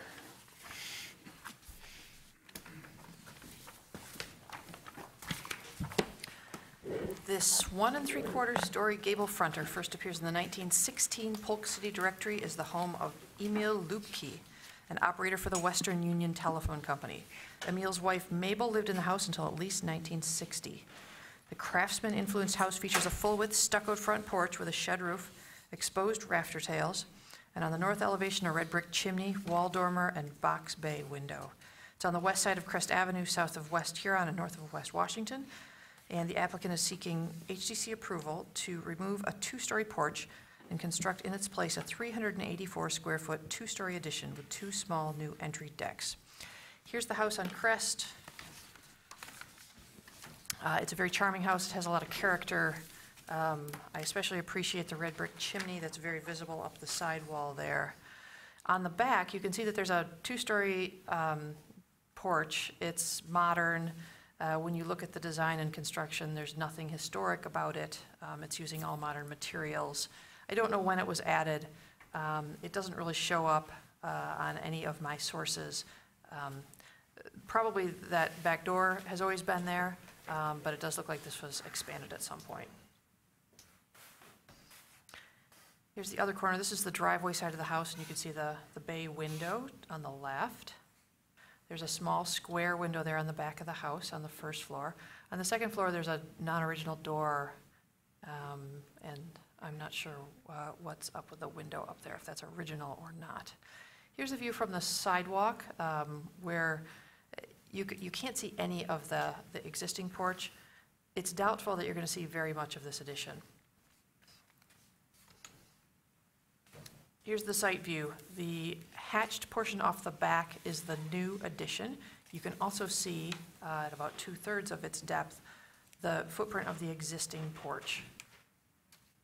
There's a 1-foot inset from the rear corner of the house on the one side, and then on the driveway side, it's inset several feet to accommodate stairs and a landing to go in. There's a small new deck also on the back with stairs. It's all built around, it's notched in to allow the existing driveway to still get back to the garage. On the left is the existing first floor plan, and on the right is the new floor plan.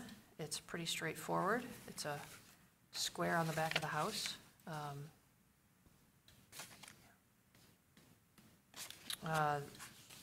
Let's see, the proposed footprint is 192 square feet, or 25% of the existing footprint. And the floor area of the 2-story addition is 384 square feet, which is 31% of the existing square footage of the house. So it's well within the recommended guidelines for floor area and footprint. On the top is the proposed, and on the bottom is the existing. The roof ridge height is tucked in below the existing roof ridge in the rear gable. You can see a little side porch there. On the top drawing, on the far right, you see that square window that's on the back of the house right now. It's proposed to be relocated to this north elevation on the addition, which I do think is completely appropriate. Here's the back of the house, the west elevation. On the top is what's proposed, and on the bottom is what's existing now. There's a patio door, some stairs going down, double hung windows. These windows are different proportions from the ones that are existing on the windows. Shouldn't be confused with anything. Materials include fiberglass clad wood double hung windows and slider, wood decks and stairs, a fiberglass exterior door, Miratec rake and cornerboard trim, and hardy panel fiber cement lap siding with 4-inch exposure. Plans indicate that there's 4-inch wood lap siding underneath the existing aluminum siding on the house.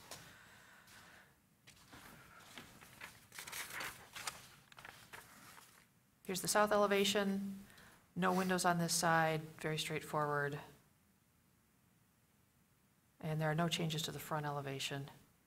Here's a section showing the addition and the small porch on the driveway side. Secretary of Interior Standard 2 says the historic character of a property will be retained and preserved. The removal of distinctive materials or alteration of features, spaces, and spatial relationships that characterize a property will be avoided. I've read to you 9 and 10. From the Secretary of Interior's guidelines for additions, recommended is constructing in new additions that there's the least possible loss of historic materials, so that character-defining features are not obscured, damaged, or destroyed. Also designing new additions in a manner that makes clear what is historic and what is new. Also not recommended for additions is located the attached exterior addition at the, now this is supposed to be recommended. Recommended is locating it at the rear or on an inconspicuous side of a historic building and limiting its size, scale, and relationship to the historic building. From the Ann Arbor Historic District Design Guidelines for additions, it's appropriate to limit the size and scale so it does not diminish or visually overpower. The addition's footprint should not exceed 1/2 of the original building's footprint or 1/2 of the original building's total floor area, and they are well below both of these. So staff's opinion is that the addition does not destroy historic materials, spaces, or spatial relationships. The new addition is adequately differentiated from the old, compatible in size, scale, and design, and that if removed in the future, the proposed work would leave behind more historic integrity than the current addition than the rear porches. Just scrap that. I'm not sure what I was trying to say there. But staff does feel that this is appropriate work, and pretty much this is textbook Ann Arbor design guidelines for a modest rear addition, 2 stories on the back of a house. And I do appreciate the architect's efforts to make it that way. Thank you. Thank you. I was just going to say the same thing in my observation, so that's done. Do you have anything else to add? I mean, we looked at some of the houses nearby too, and all the houses just to the right and to the left of this house have similar additions, same scale and size relationship. There's nothing ostentatious at all about the additions either. So this is a pretty straightforward application. Yeah. Good. Yeah, I agree with staff and Commissioner Beeson. Would the applicant please come forward, state your name for the record, and sign in, and if you have anything to add, feel free. Thank you. I'm Chris Allen, the architect and the applicant, here tonight on behalf of Isaac and Amanda Mershak, the owners.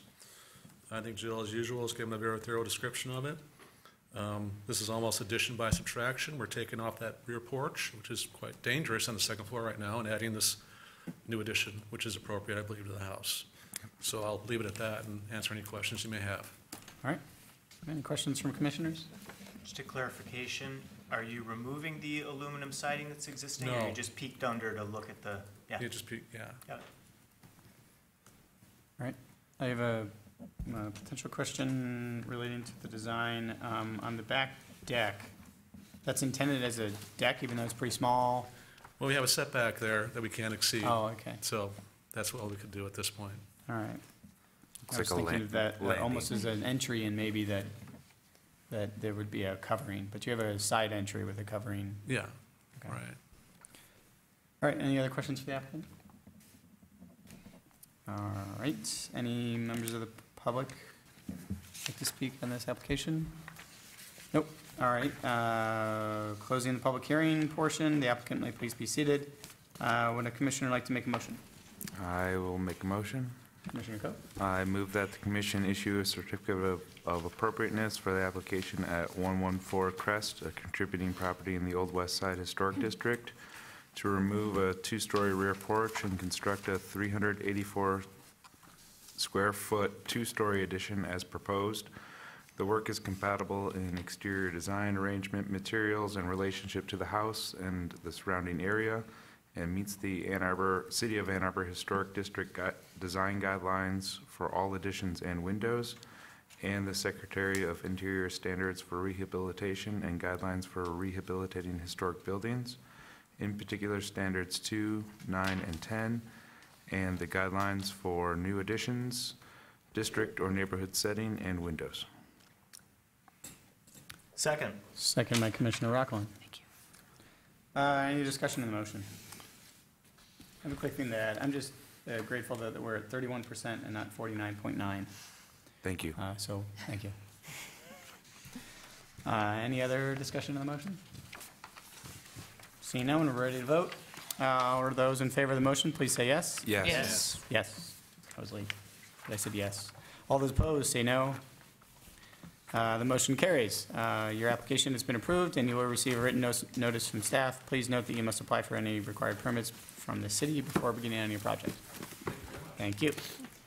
Next application is F5 218 North Division. Ms. Thatcher.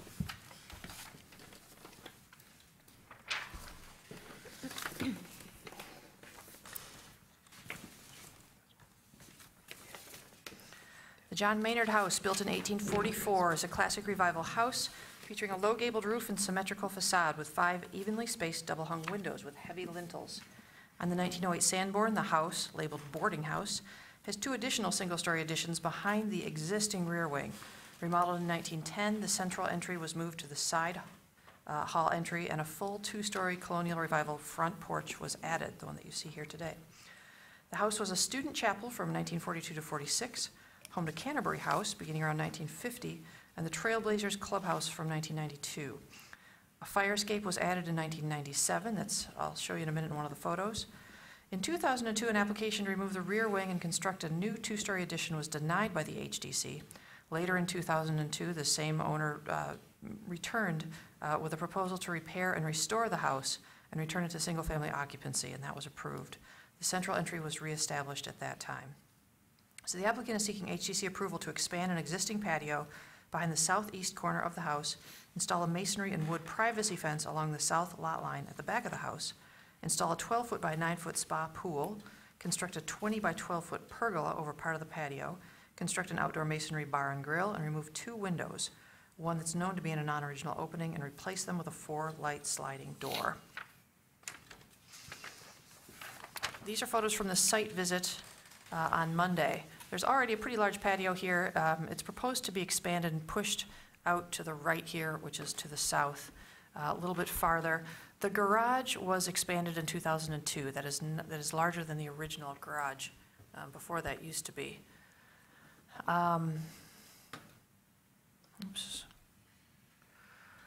This is standing on the porch, standing on the patio, looking toward North Division Street. You can see the porch here. In one of the photos that I'll show you, there used to be a pergola back here, right about where that basketball is, extending farther out into the side yard. Obviously, that's gone. This house has had a lot of changes over the years. It's incredibly intact, and a lot of things were put back correctly. Some other things were just put back the way that they thought they needed to be.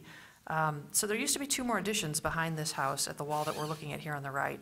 This is the view from Catherine, looking into where the patio area is behind Commissioner Cope and the gate there. So relatively small amount of the patio area is going to be visible from here. You'll probably look beyond there and see some fence and not much more than that.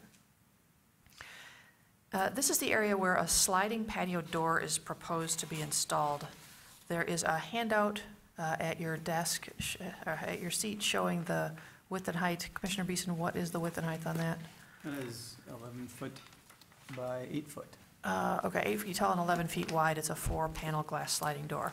There have been a lot of changes to this back wall of this house. I don't know anything about the history of the window on the right. It may have been there since it was constructed, but it may not have. It looks very similar to the window on the left, which is a complete reconstruction in what used to be a doorway. If you look at the brick pattern, it's more obvious. It's kind of hard to see from here. But before it was a door, after it was a doorway, and before it was this window, it was a different window. Smaller window. This doorway is also not original. There was originally a door in this vicinity, but it was bricked over and moved farther to the right in this photo. And then during the restoration in 2002, it was moved back to this area. Also on the wall above where the grill is, there was a window opening that was bricked in. There's another one where the left-hand lamp on the wall is. All sorts of things have happened over the years on this back wall. There's also a carriage post that a hitching post that I'd just like the applicant to comment on when it's his turn to stand up. Here's a photo from the late 1970s. Hang on a second, I've got it in here. Sometime between 1997 and 2002 this was taken. These were, some of these photos were also in the HDC files. You can see that on the wall facing the street, there's some different sized window stuff going on there. And on the back, there's a door opening that's no longer there. The garage you can't see because it's smaller in this photo. It was enlarged after that. Here's the area where the back door and the grill are in those photos that I showed you a second ago, where this enclosure and door are. This whole structure was obviously taken off. It was not original to the house. And the door that was behind it was bricked in and moved over farther toward Division Street. You can see that on the front porch on the far left of the photo, behind the fire escape, which has since been removed, the back wall of the front porch was also walled in. So that was an enclosed porch that was opened back up in 2002. The window on the right is the one that I said I don't really know much history on. The window on the left is the smaller window that used to be a door that is now a bigger window. This is the service side of the house. This is the utility area, so this is where lots and lots of changes have gone on over the years. Fire escape that was removed. I believe that opening was bricked in, where that doorway is. Just an overall photo. You can see, it's interesting on the far left of the photo, you can see where there's a window in the wall in the porch enclosure. So this is a current photo.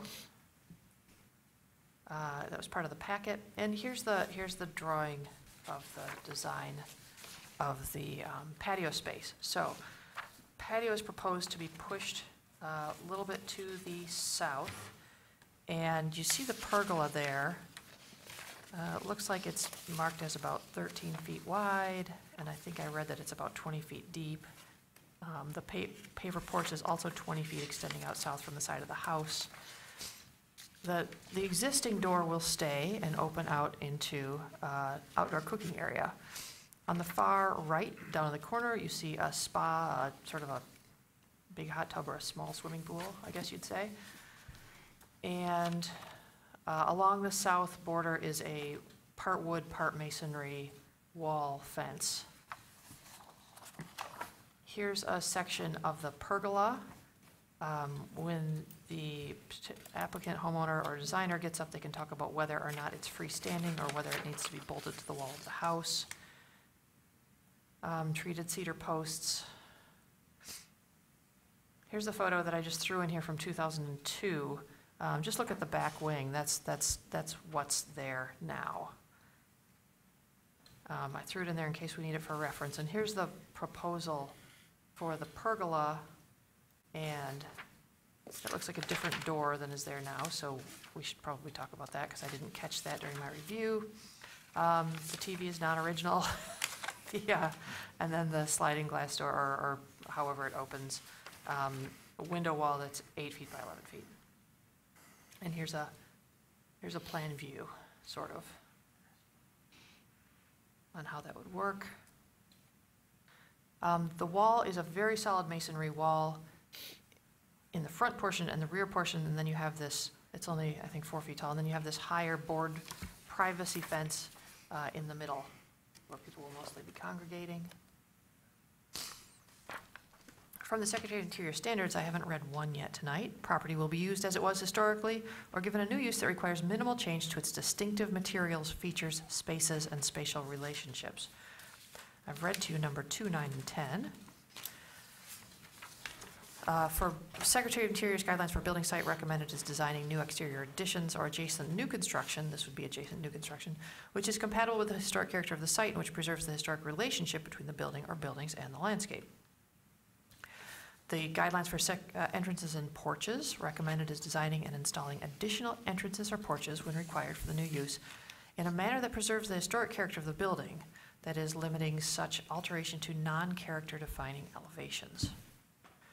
Also not recommended is introducing a new entrance or porch that is incompatible in size, scale, material, and color.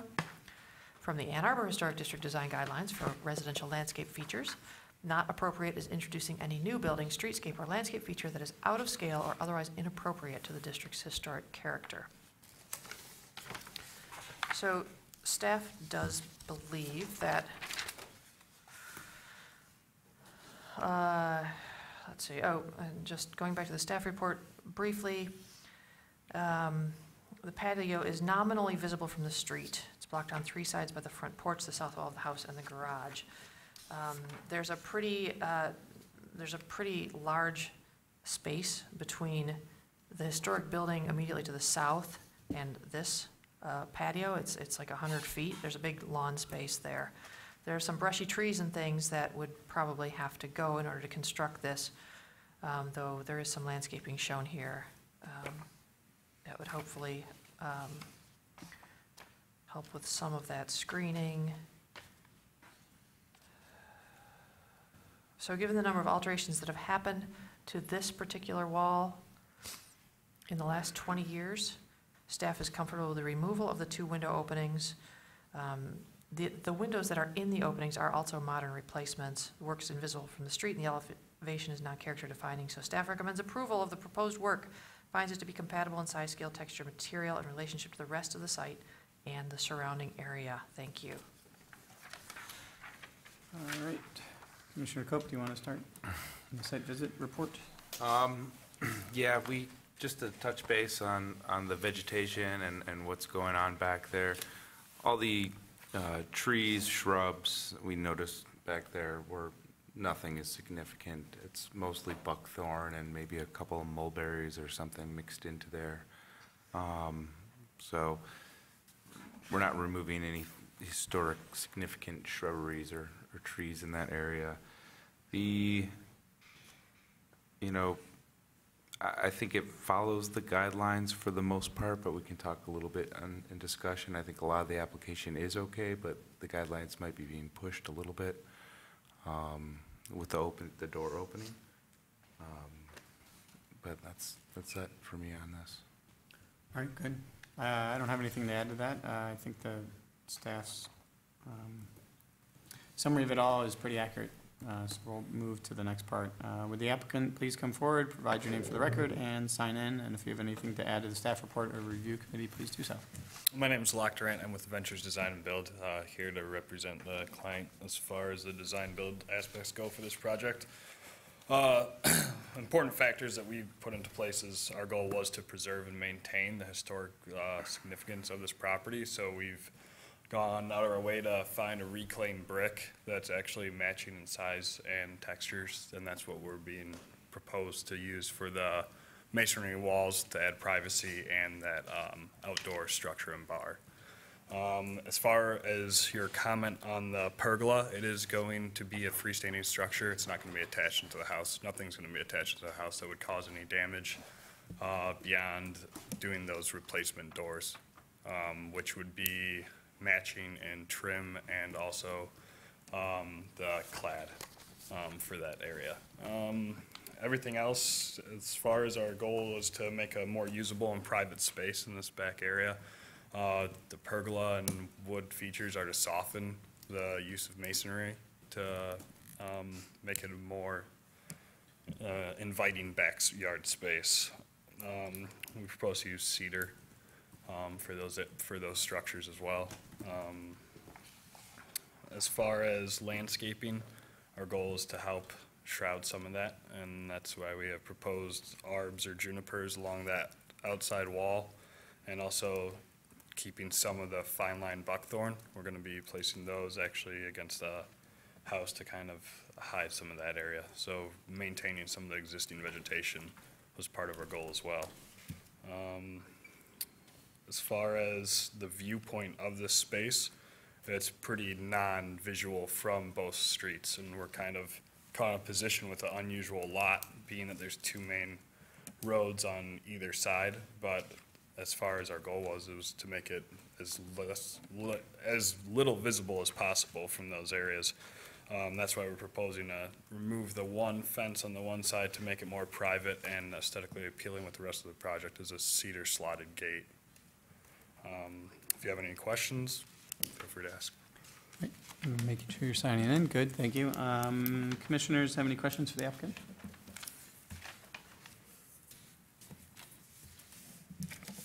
I have a question on the sliding door. So can you explain a little bit of its operation? Is it one panel that slides, two panels, three panels? Well, we actually haven't finalized a selection on that. That's a part of, we have a few different options. One being a bifold, which is actually 4 panels that can essentially accordion style.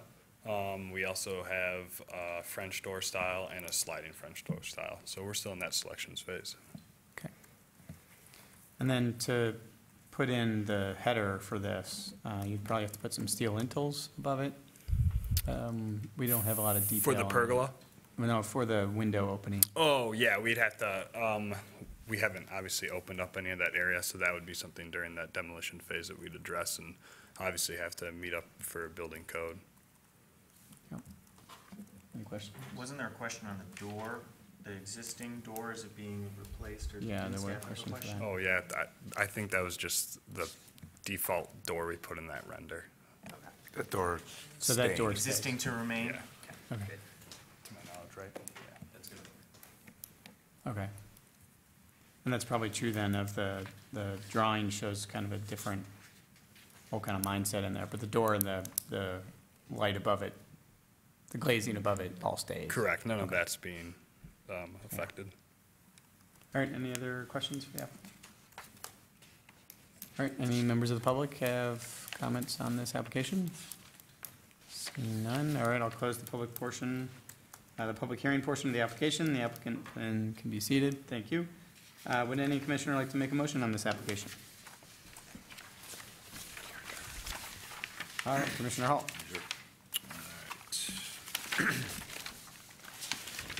I move that the commission approve the application at 218 North Division Street, a contributing property in the Old Fourth Ward Historic District, to expand an existing patio behind the southeast corner of the house.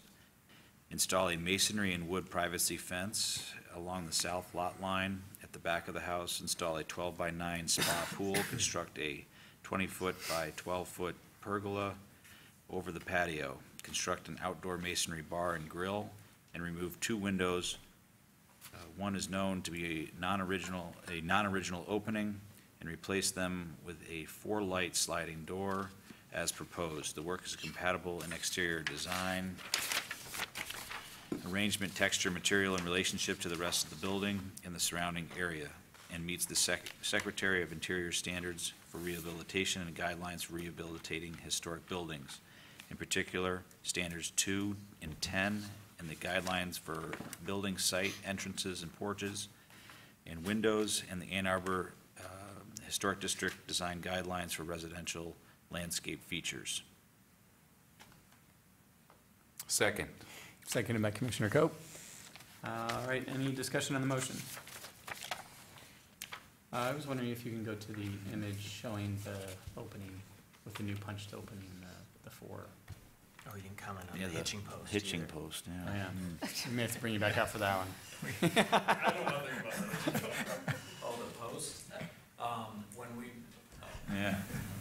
When we had, I'd worked with Jill to reinstall a fence that was previously there around the turn of the century.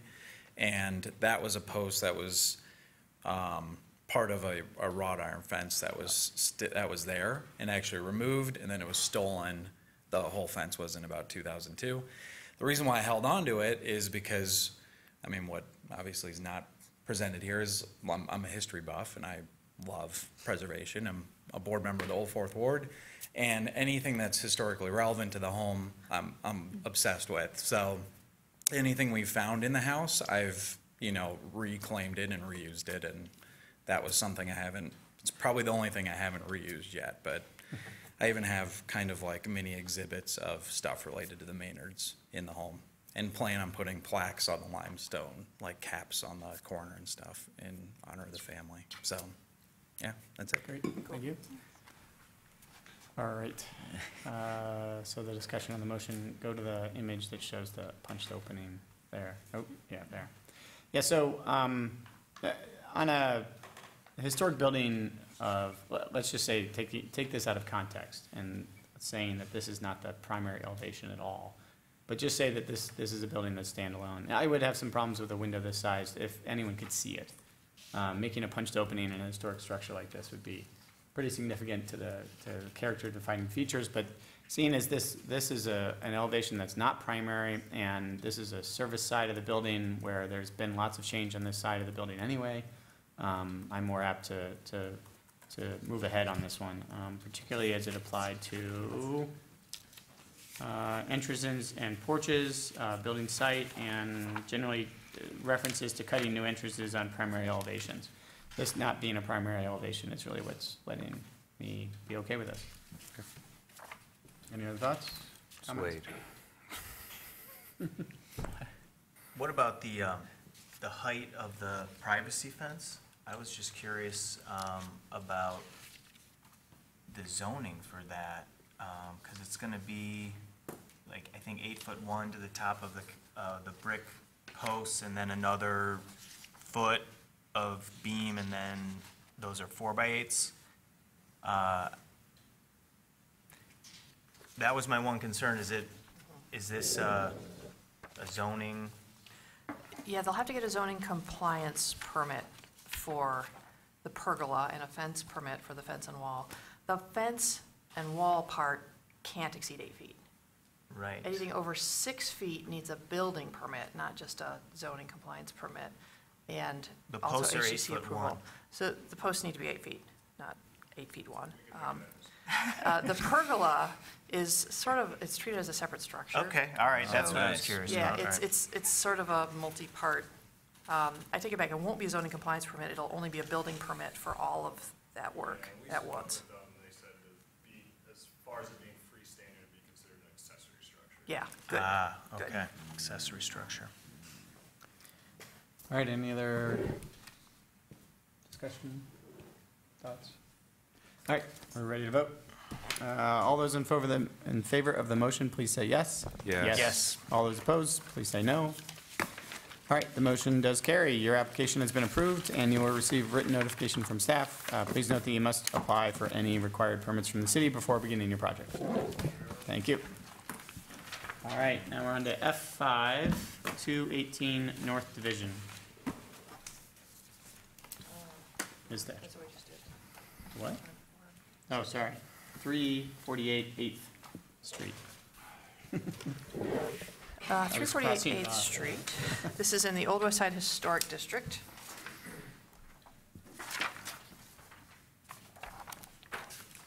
This 1931 traditional home features a prominent red brick chimney, sweeping pitched front entry roof, and round-topped front door. The side-facing gables are clipped and the windows are 6/1. The first owner was Elmer G. Schwartz, a clerk at Oswald A. Hertz, and his wife Esther C. The home is still in the Schwartz family. Mr. Ron Schwartz, who lives there now, told us that the house was built by his father. Per aerial photos, this garage that we'll be talking about was built between 1947 and 1960.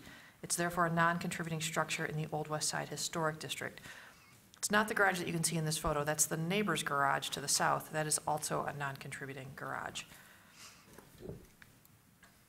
I think you did give us an exact date.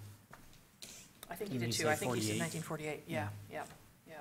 So here's the garage that we're talking about. It is about 2 feet off the back corner of the house. You have to kind of turn sideways to get between the house and the garage.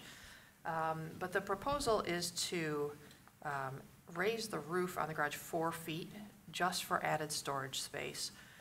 So basically, that whole gabled roof would just go up 4 feet, and there would be walls on the sides. There are shingles in this front of the gable. The rest of the walls are concrete block CMU. Yeah, here you can see that in the back. That's the rear of the structure.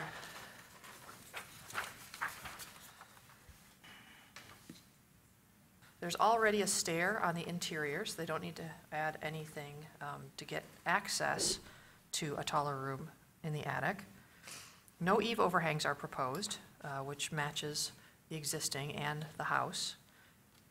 There are little finials up here on the top of the roof crest that are proposed to just be reused. So if you raise this roof up about 4 feet, right now it's about 2 feet lower than the neighboring roof ridge on the neighbor's garage, so it would be about 2 feet higher than the neighbor's roof ridge. Staff believes its smaller footprint will really keep this from being very noticeable, or it won't feel looming over anything. It's visible from 8th Street, but it's far enough away from the public right-of-way that doesn't stand out. The lot is very compact. There's behind this house, the lot's about 20 feet deep. It's the depth of this garage. There's really no place to put an addition on or to eke any other storage space out, so adding this nominal half-story will really provide space in a way that doesn't impact the historic house. Cladding is proposed to be imitation wood. Staff believes either vinyl or cementitious lap siding would be appropriate in pretty much any width. The house has lap siding with a wide exposure. It's approximately 6 inches, and actually it's not lap siding, it's shakes. Let's see, each wall of the garage is less than 5 feet from the property line, so there will have to be 1-hour fire-rated walls, but that's the building department's purview. And we've got a couple of drawings here of what it would look like.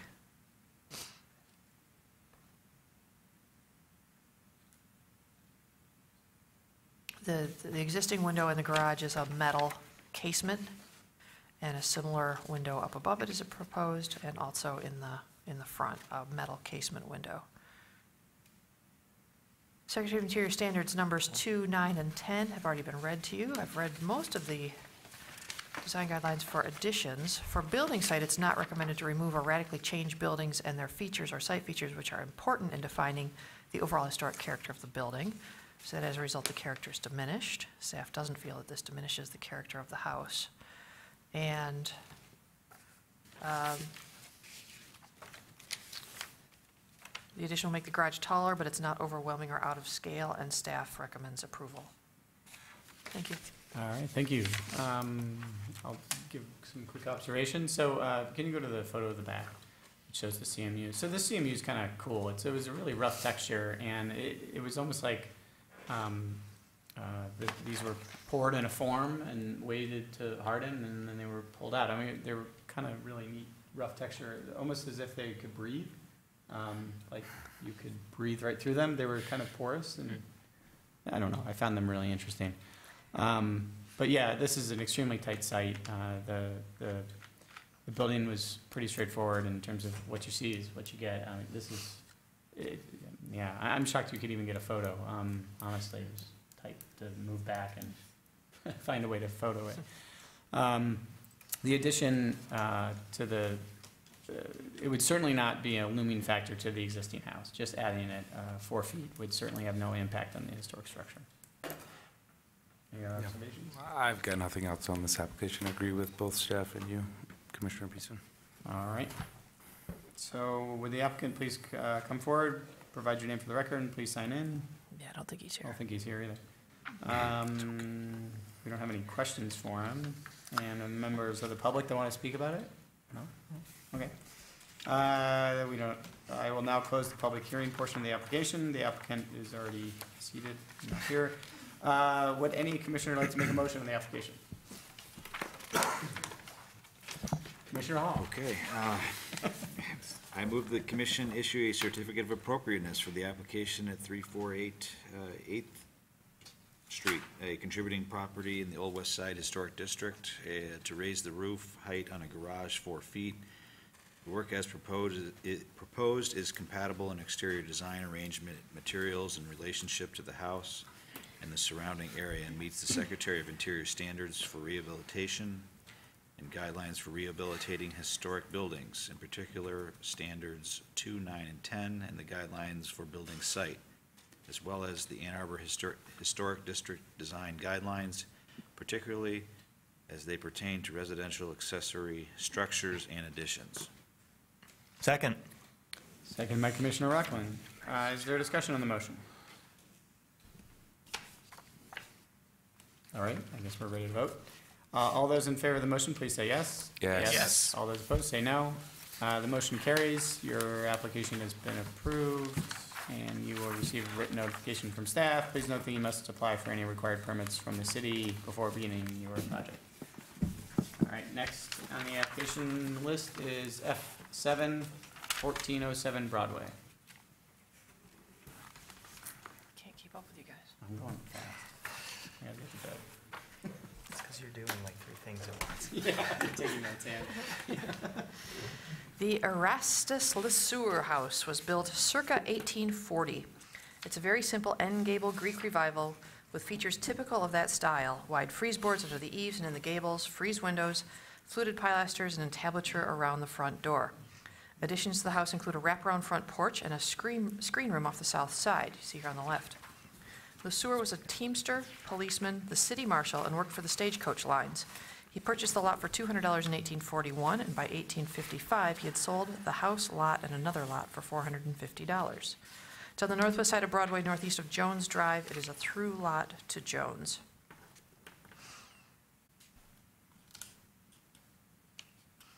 And it's always difficult to describe things on Broadway or Jones Drive since the road runs at an angle.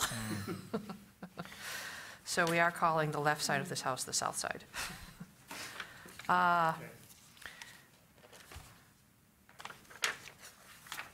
So let me run through the pictures here. This is the back corner of the house. In fact, I think I'm going to jump down to the site plan first because it's going to make more sense that way. So these are the existing drawings of the house. The north side is on the top, the south side is on the bottom. Then you see in the middle of the street view and the very back on the center right.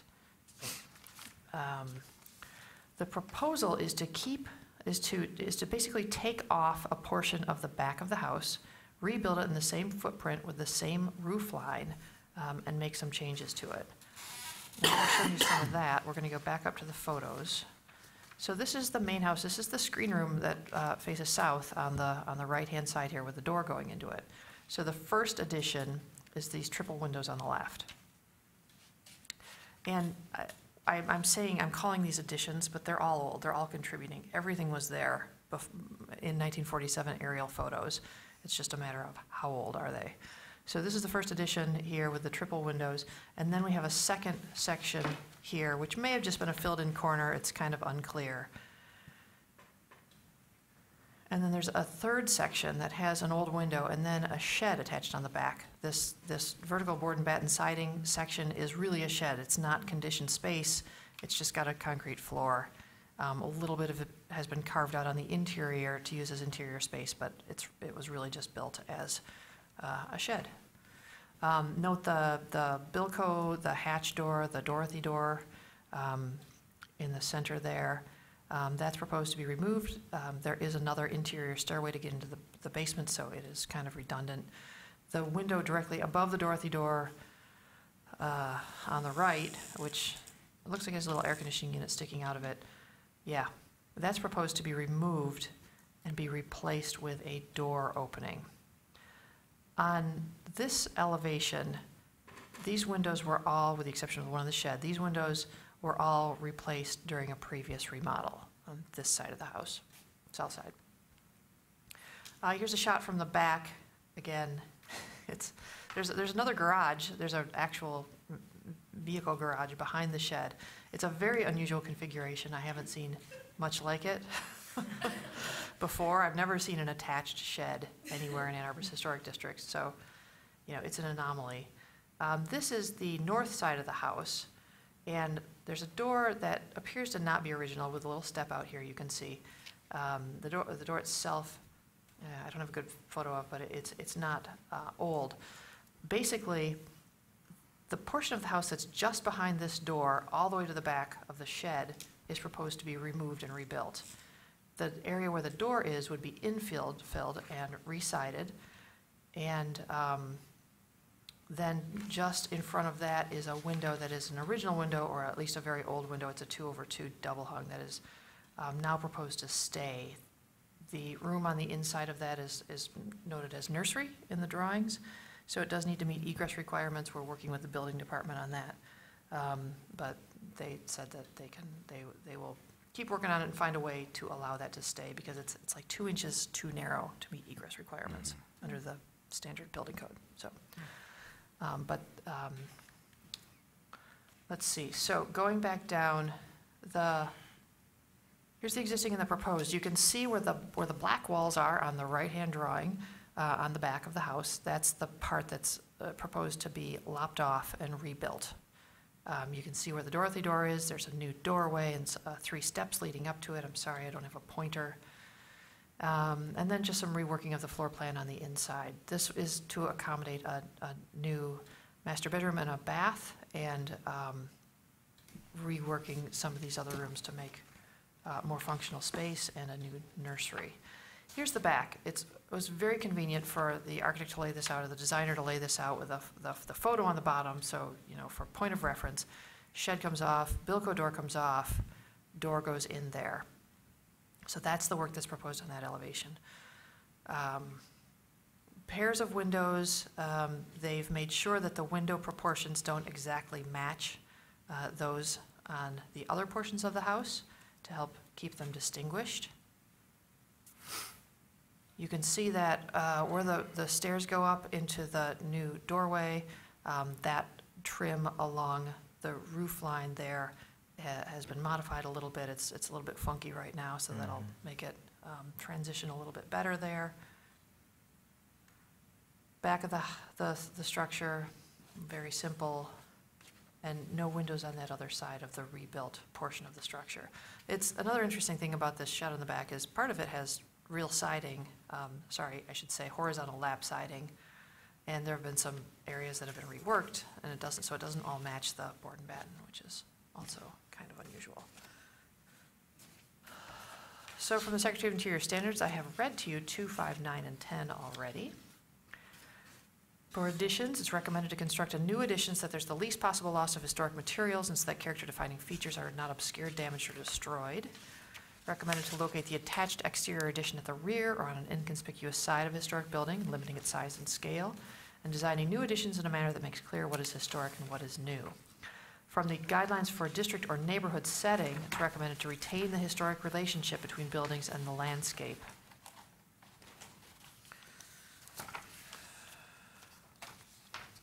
So as I mentioned, from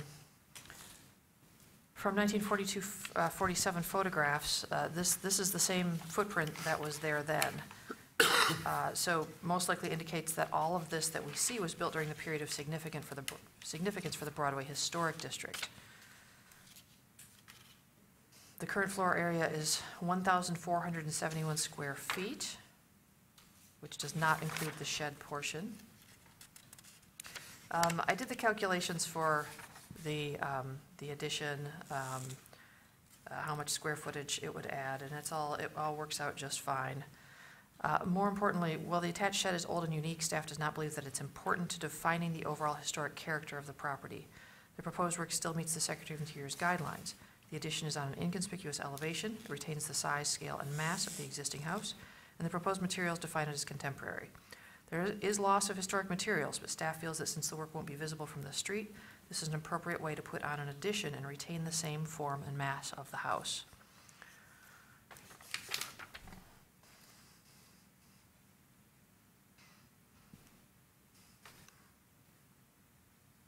The west-facing door over where the Dorothy door was is proposed to be, materials are not specified, but wood, clad wood, insulated fiberglass, or steel would all be appropriate in this non-original opening.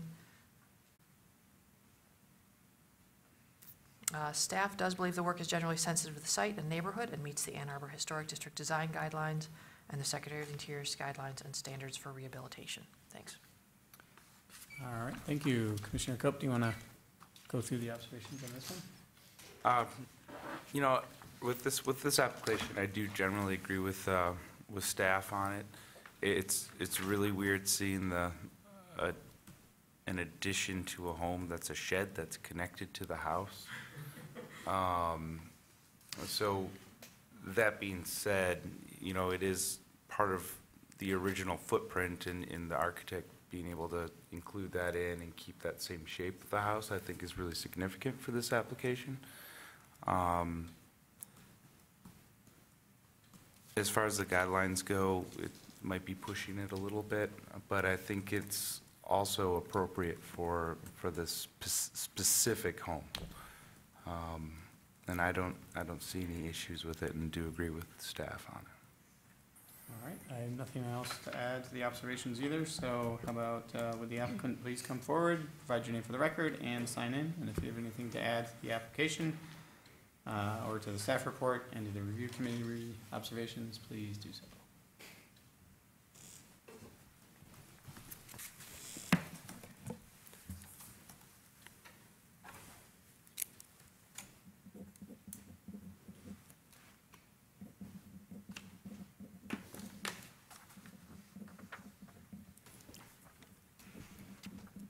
Just to note, your packet says the owner, John Guerin, is the applicant, but in the application, I'm listed as the applicant, so.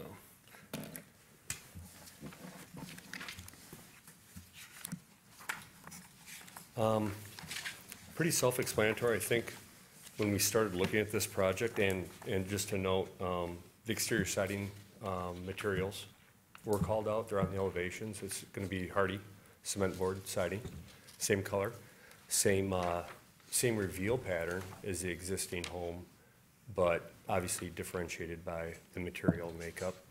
But to note, a lot of the shed, I'd say 20% of the shed is actually being used as conditioned living space right now, what you're calling the shed, that part that's attached to it. So there wasn't a need. We worked out a floor plan and kept the original footprint, which we thought was important to the home, knowing the date and age of it.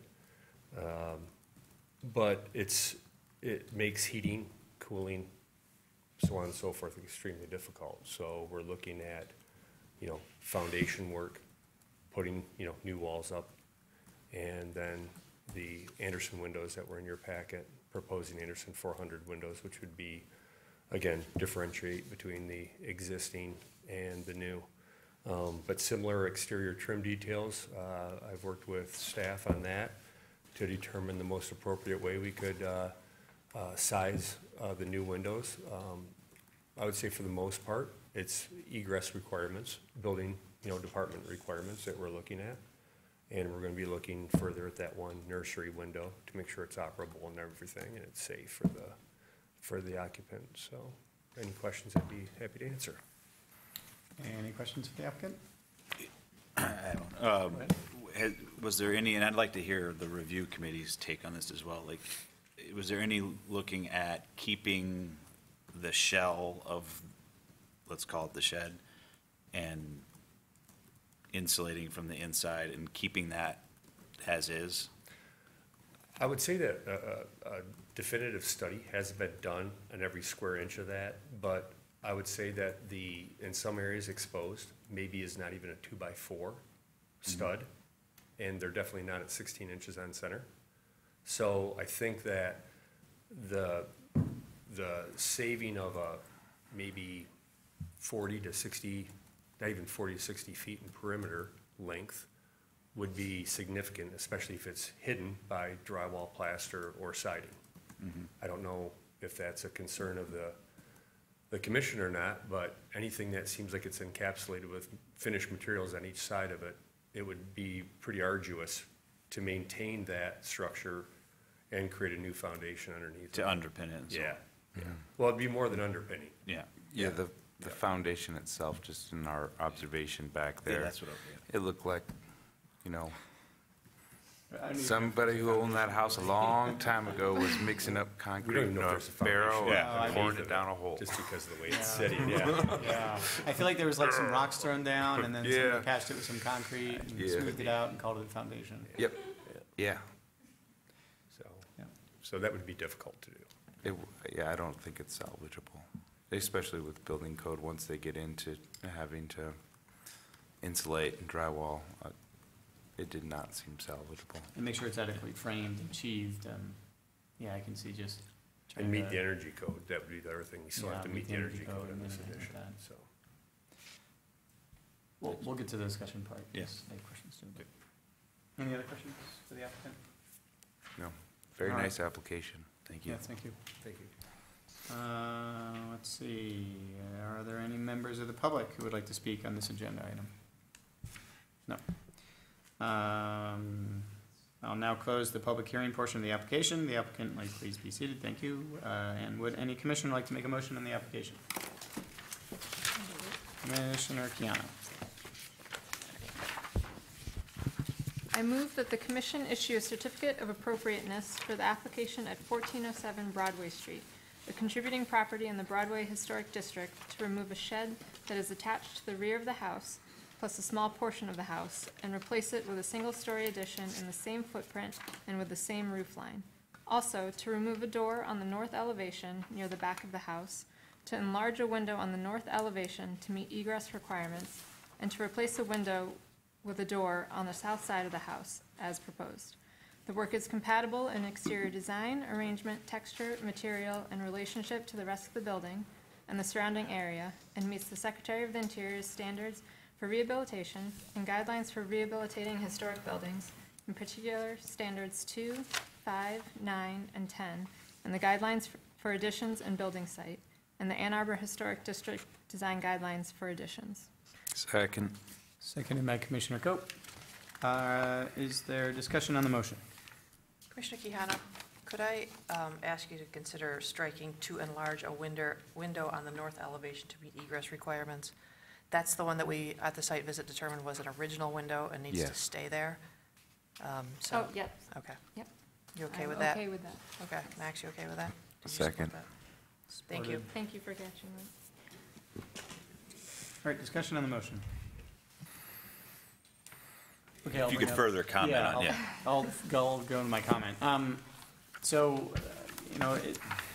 This is like a portion of the house that is pretty unique. We could all agree that it's a pretty unique place.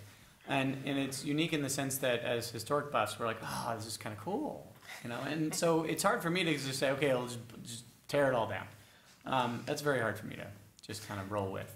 But at the same time, I think staff makes a good point in the report that it's not important to the overall historic character and defining features of the house. The character defining feature of the house is the part that we're not looking at all, which is the front. And so, can you go to the front photo? This is the house. We have to keep that in mind. This is the house. This is how it's defined, and this is how its feature is. So then go back to the back again. We're just spending all of our energy and time and focus in looking at this part. So if this were kind of a standalone shed, it'd be like, well, keep it as a shed, keep it with the same battens or something. But it being a kind of swallowed in over time by the original part of the house, I guess it's all original because it's all pretty old. You could see in my mind that in terms of the standards, it's hard to just kind of let go of this material. I mean, this is kind of an eclectic part of it, but at the same time, we know that you're trying to hold on to the major portion of the house, which is the historic defining feature of the site. So to me, I see this as a greater end to the means, and the fact that you're trying to live in this portion of the house without affecting the other part of it. You're not changing the footprint. You're not changing the scale, its relationship to the whole rest of it, and which is why I'm moving in favor with the current motion. Yeah, I agree with everything you just said. I think there's something like the story of the house that's going to get lost, where it's Yeah. like the story of the house that swallowed the shed, and it's like going to be completely lost. Like that's gone. Yeah, it is. But I guess if this was every house in the neighborhood, had that similar story and that was like a defining characteristic of that historic district, then that would be what's important. It is, yeah. But I'm glad we had this discussion because I've been, that was kind of the key thing here for me is how is this possible to, sort of build an addition within the original footprint and not give a false impression of history. But I guess I'm agreeing with you that that's not really the character defining history that we're trying to retain with this project.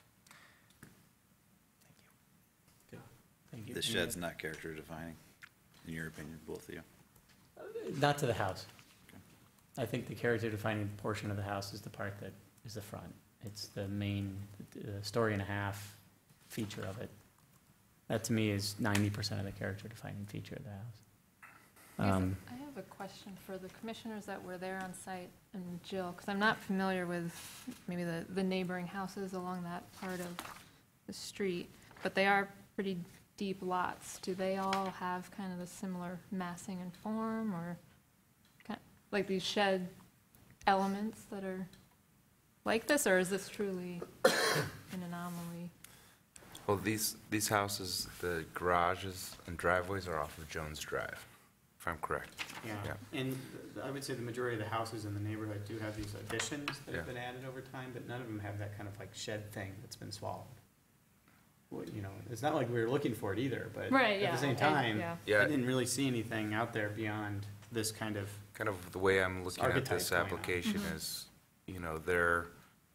if there wasn't that shed on there and they wanted to add an addition, we would more than likely approve it pretty easily. How about this hypothetical? What if the shed was there, but it wasn't attached to the house? Would you allow removal of the shed? Because we get a lot of applications for that, and we do allow removal typically when it's something, I think, like this, where there's barely anything that's there. I wasn't at the site, so, Yeah. if you go in that back, scenario. Jill, to the back picture where we're actually looking at the side of the shed, The other side. right here, This one? you can see where in the roof line even, Dips. where it dips and kind of falls down to the shed where, that was, I know that shed was there pre-47, but it was, just kind of like added on, very haphazardly.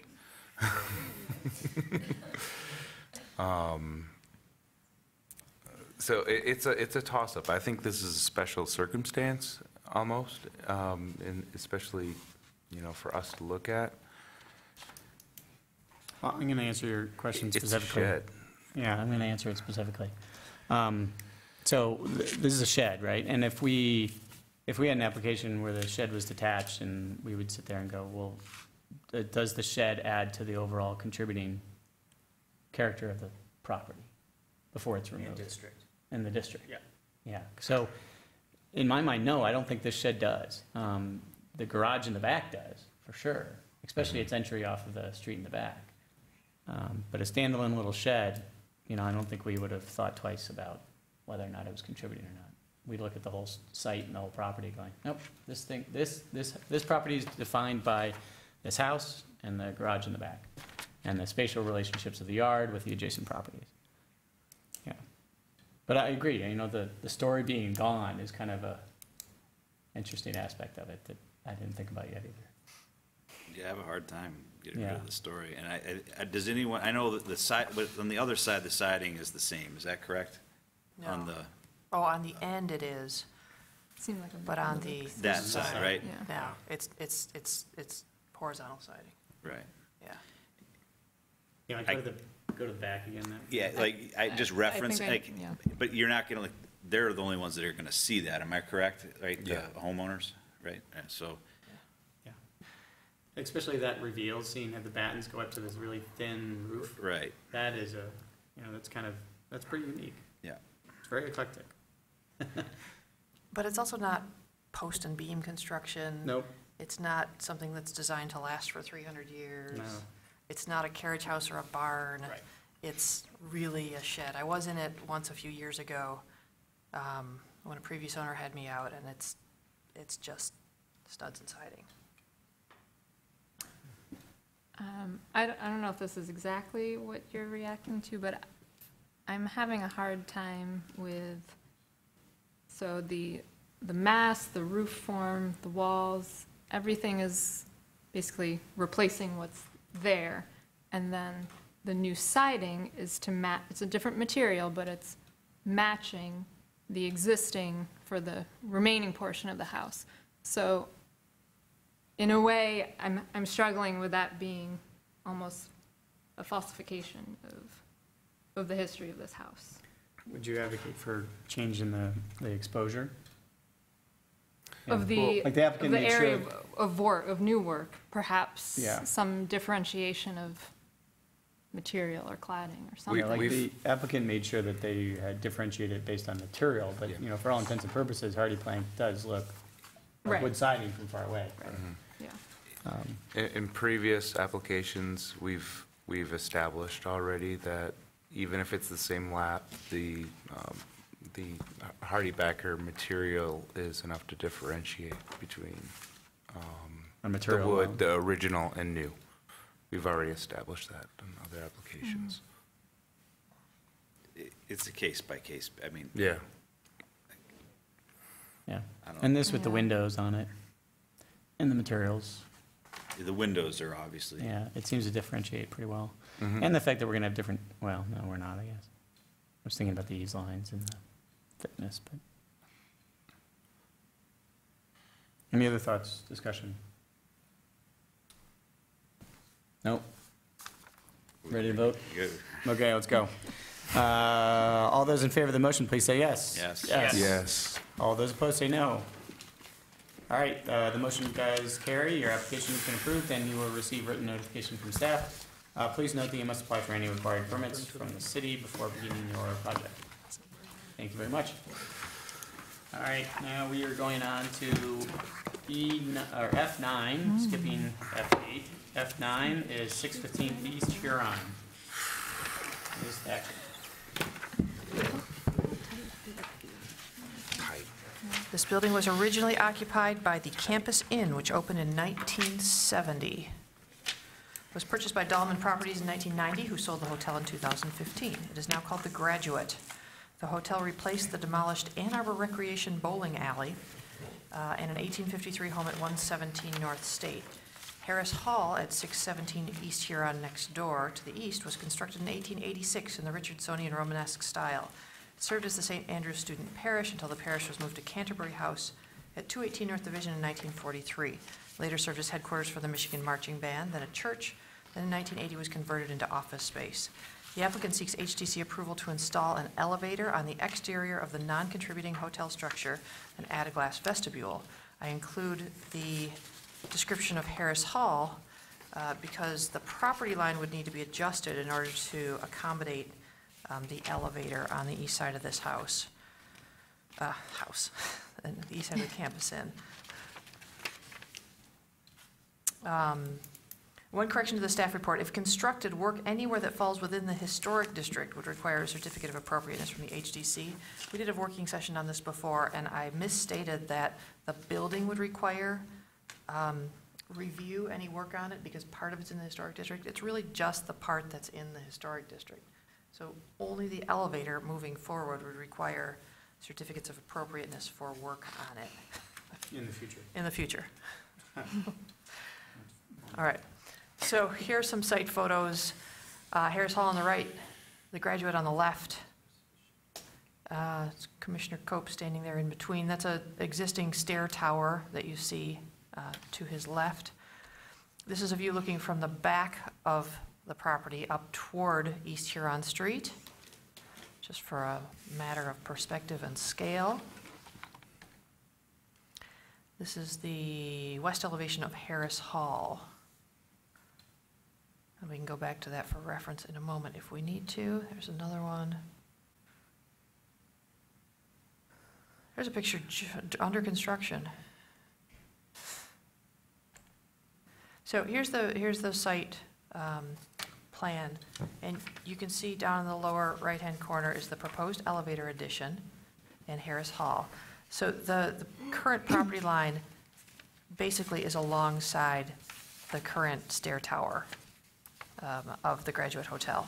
So they would have to come out, I believe it's about 4 feet, but the petitioners can tell me that exact number. There you see the stairs behind the new elevator in red.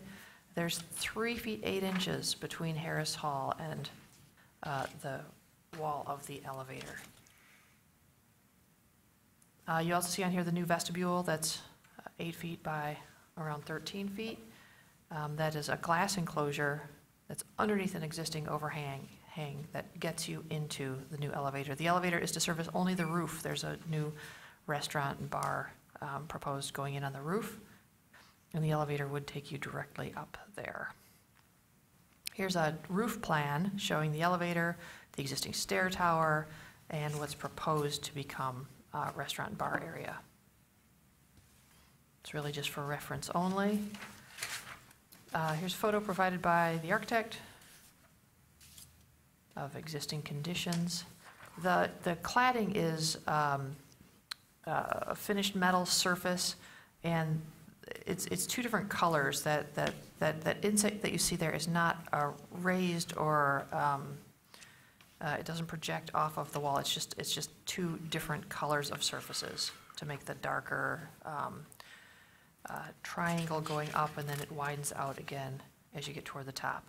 And this is a rendering of what you would see from this angle, what's left of Harris Hall, and what you wouldn't see of Harris Hall.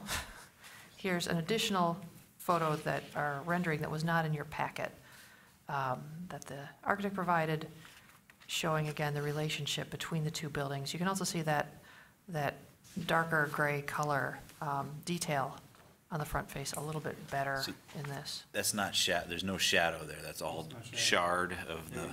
I think there is shadow too. Yeah. Shadow going Yeah. straight up. Yeah, we can have them clarify Okay. that. And that's just showing what the elevator would look like. It's a couple feet above the existing stair tower.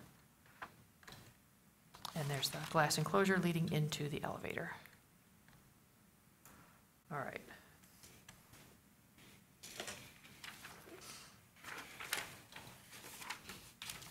Footprint of the new elevator is 8.5 feet by 13 feet, 8 foot 5 inches by 13 feet 1 inch.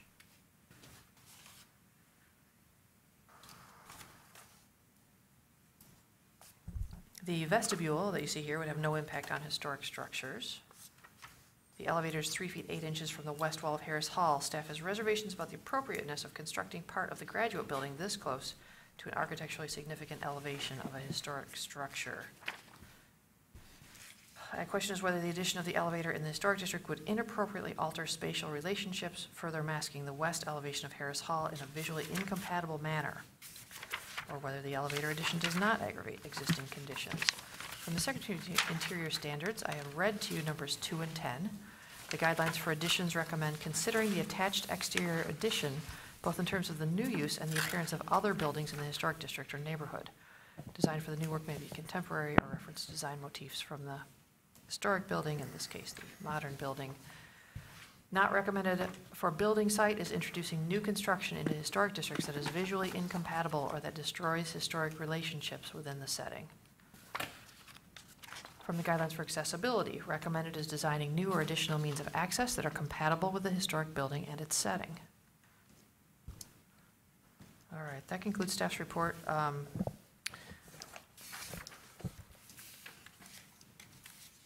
thought I had something, if you look at the photos, I just wanted to point out the Ann Arbor Recreation Bowling Alley. It was a pretty cool building, and I encourage all of you to go to Old News and put Ann Arbor Recreation Bowling Alley in there, because it has some interior photos that are awesome. Completely irrelevant to this application, though, so I didn't put them in. Thank you.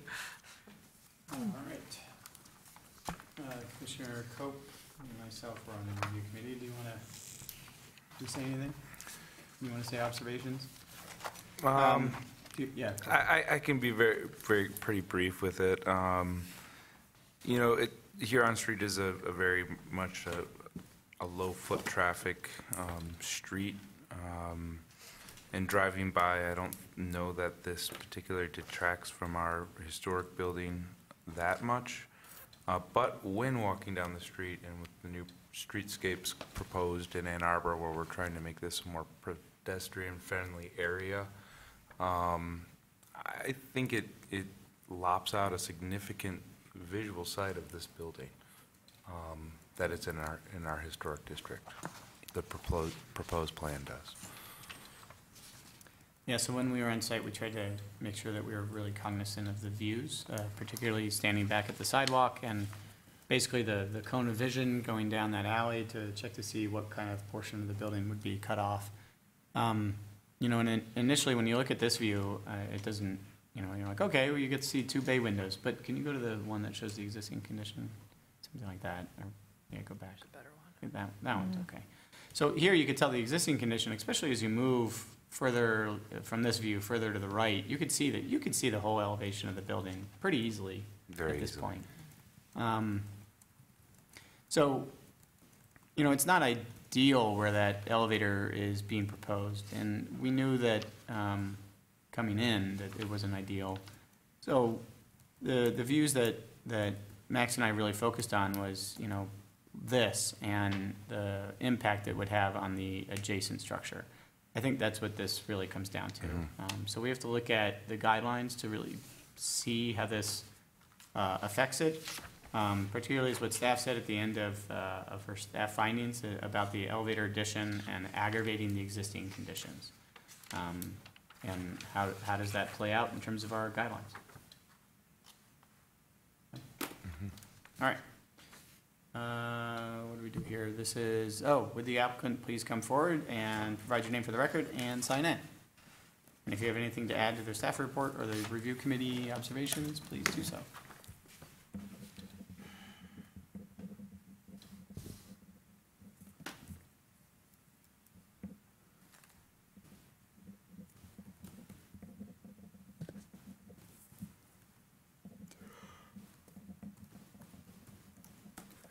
I am Steve Dykstra with Hobbs & Black Architects, and I think Jill summed up the issues quite clearly, and I think both of you kind of zeroed in on the issues here. So I know when we met a month ago at the working session, there was a lot of conversation about the design of the cladding of it, the massing, et cetera. So I asked David Mims from our office, the designer, to come along. So if we do go that route and we want to talk specifically about design issues, he's here to address that. Steve Kem of AJ Capital is here, the owners of the Graduate and the Hand Harris Hall, in case you have any questions about the operations of either building. You know, obviously it's our opinion that it doesn't aggravate the situation. The building is so close anyway that we think it almost kind of cleans it up. It kind of screens a little bit of that kind of no man's land between the two buildings. And, you know, we're interested to hear your take on it and hope you agree with us. Thank you. All right. Thank you. Any questions? Questions from commissioners? Was there any discussion of having the elevator shaft be glass? Well, there's fire rating issues for one thing, but Okay. there was discussion of perhaps having the south elevation be glass. It would add significantly to the cost of the project, and we didn't think it was significant from an aesthetic standpoint. I don't know if either of you want to address the discussions we had about glass or not. I was just curious. Just because if it were glass, you would be able to mostly see through it. Because it's glass. I don't think we'd be able to have a glass on both sides, and then there'd Okay. be reflection issues. and Okay. It would probably tend to jump out much Okay. more than a pre-finished metal panel. Okay. Could we go to the rendering that showed the full height of the? Yeah, we could probably bring Just- up the designer. Yeah, to have the designer ask us just talk a little bit, just yeah, to make talk sure us we're through- clear on what, talk us through the different colors and what's what here, if you don't mind. Well, we started, when we were approached by the graduate to do this rooftop addition. I was like, okay, well, we had to get through a few other hurdles first to get the variances approved for the rooftop. And the original design, if you guys remember from the working session, was like a large black metal-clad elevator shaft. It had a little slice of glass in it when you got up towards the top, so it kind of resembled the tower, but maybe became too much of an object. The first iterance was to take the mullions and the kind of glazing that was in there and kind of pull it out to the, pull it up and then pull it over to the west. Coming back, Steve kind of walked me through what you guys previously talked about, and we went through 20 more schemes, give or take, with the owner, looking at different bases, how it might relate to the Harris Hall more, maybe pulling some of the band lines in, into maybe doing some sort of stone cladding on the base, but that again became an object between this massive building and Harris Hall. So taking that one step further, we started looking at maybe, since the graduate has this repetitive kind of slender pattern of the existing precast columns expressed on the exterior, how do we do that on the outside? Not just put a big clunky object over there, but start to make that more slender. So that is what brought in the differential between the dark metal and then just on the exterior, that nice, light, like high finished silver. So I can see that the panels are different in color, and are they different in their reveal, their distance toward the black us? panel is set in probably an inch, maybe half an inch. We haven't worked through all the construction details on that, but it would be set in a little bit to provide some relief from, material thickness relief. Okay. And then, so the black panel, it looks like starting from the top, it's the same width as the glass, and then as it comes down, it does kind of a narrow thing and then widens back out. Yeah, we started to play with it a little bit to, give it a little character. So we just kind of wove this kind of elegant little bow into the silver panel to give it a little iconography without kind of overstating itself. So it starts wide, tapers up towards the middle, and kind of gradually gets a little bit wider again. And that is, again, it starts to capture some of the slenderness of the precast columns from the graduate. Mm-hmm. Any other columns or questions on design? The other three elevations or other two elevations of the elevator are the silver, I'm guessing, or? Yeah. Okay. Yep. The north side would mimic the south side. Oh, okay. All right. So it would kind of be a silver shell that kind of encapsulated this piece. Got it. All right. Any other questions? I have a question directly for the owner. So you own both of these structures, and you own the historic resource right next door. Correct, yep. So you heard some of the discussion points right at the start that Max and I had. Yep. How do you feel about the fact that it might obscure your historic resource? Because it's your resource. Right. So it's our job to preserve it. We're interested in preserving that as well. We took a walk through. Did take some photos from the inside looking out, and I mean, a lot of what you see is the Graduate Hotel from inside that building. We've got a current longstanding tenant that we would like to keep in that building, and obviously maintain what we've got on the outside and the inside of Harris Hall. So from the inside looking out, we feel that the elevator doesn't change that much of the experience from the inside of the building. I think the major, or the function of what the tenant space in Harris Hall, the main impact appears to be the outside, which is where we've tried to minimize what you see walking by or from the street. And the current design that Dave has put in there, if you look at that side by side with some of the others, it was almost like it made it more slender looking, and that visual appearance was seemed to make the most impact. But from the standpoint of Harris Hall, we do feel that this doesn't diminish the property at all as an asset to our company and both properties.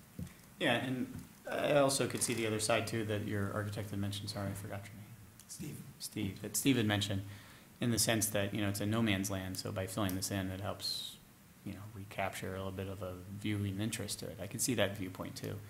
You can see our perspective is looking at the interior guidelines. So we'll probably make the motion and discuss this a little bit more in the context of the guidelines. So, Okay. Another Any other question for the questions? designer. Yeah, go ahead. Yeah. Just looking at this, at the very top, what is that at the very top? Well, sorry, not at the very top. There's a rectangle. There's a light rectangle, and then below that, it almost looks like a window. We were hoping to bring a piece of glass up along the top, so it started to merge with the big glass volume that's kind of capping the building at this point with the current design for the restaurant and bar area. Is it a spandrel or actual glass? Well, I think it was in talking, do we want to put glass into the elevator cab? If we're only going to have it at the top, maybe it could just be a small light. We was one of those slightly undecided. Maybe it's just the black shaft that carries up all the way due to cost. Yeah, the construction details will probably Right. dictate whether it's spandrel or Right. real glass or vision glass. So it's the height of the top band, it's just set back, that's what. It's just set back. Yeah, the whole elevator is set back. God, I don't remember the distance from the face of the building. Yeah, they've got that on the plan. That's on our plan. Yeah, and so that's all in line, in keeping. And it was just our feeling that, just how these two elements start to talk to each other as they kind of form this new frame around the existing graduate. All right, any other questions? I have none. All right, I gotta do the other steps here. All right, moving on to the public hearing. Are there members of the public who would like to speak on this agenda item? Okay. I now close the public hearing portion of the application, and the applicant may be seated. Thank you. Would any commissioner like to make a motion on this application? I'll make it. Rocco. I'll do it. Commissioner Epperson. I move that the commission issue a certificate of appropriateness for the application at 615 East Huron Street to add an elevator that would fall within the boundaries of the State Street Historic District for barrier-free access to the roof as proposed. The work is compatible in exterior design, arrangement, texture, material, and relationship to the rest of the building and the surrounding area, and meets the Ann Arbor Historic District guidelines for additions and safety codes, and the Secretary of Interior standards for rehabilitation and guidelines for rehabilitating historic buildings, in particular, standards 2 and 10, and the guidelines for new additions, setting, and accessibility. Support. Seconded by Commissioner Hall. What? Perfect. Is there any further discussion? So the image on our screens is like compressed, or at least mine is, right? Like, You're showing it. yeah, this and what our handouts. Oh, yeah, that's very different. Looks like, Yeah, this looks really even more accentuated. accentuated, yeah. On the print? or- Yeah, on the Well, screen, yes. or all Yeah. like Yeah. significantly. That's a good plan. So it's even more yeah. slender on our, but this looks like our printouts, I think. Yeah. Yeah. All right, so the parts that I wanted to highlight are the Secretary of Interior guidelines for rehabilitating historic buildings. This is the settings portion that says not recommended. This is the one I highlighted, saying introducing new construction into historic districts that is visually incompatible or that destroys historic relationships within the setting. So I see a conflict on that. And then on new additions, right above it, it says considering the attached exterior addition both in terms of the new use and the appearance of other buildings in the historic district or neighborhood. So I saw that as a conflict. So those were the two areas that I saw as direct conflict. In terms of, it's in addition to a non-historic building, so we don't have to think of it in those terms. It's really about its impact on the site setting, in my mind. So any other discussion, thoughts? Is it the looming? I don't know if it's looming, because the building right next to it is looming. Right, it's already looming. Yeah, it's already looming. Yeah. So that's off the table. Yeah. So it's really about the setting aspect. Does it destroy the Right, historic because relationship within the setting? it's not an addition. Yeah. Like, we would look at an addition to a historic structure, and we would say, is it appropriate addition? Yeah. Well, this is an addition to a building that's not even in the historic district. Yeah. So the standards, I was having a hard time finding the right standard to Yeah. know, How because this a new applies. construction, it's not necessarily, it's not new construction either, so there's all these new construction standards. If you're, building a new building within the historic district, well, then there's standards for that. So I was struggling with that, not knowing, it's neither here nor there, kind of. Now, but the setting one,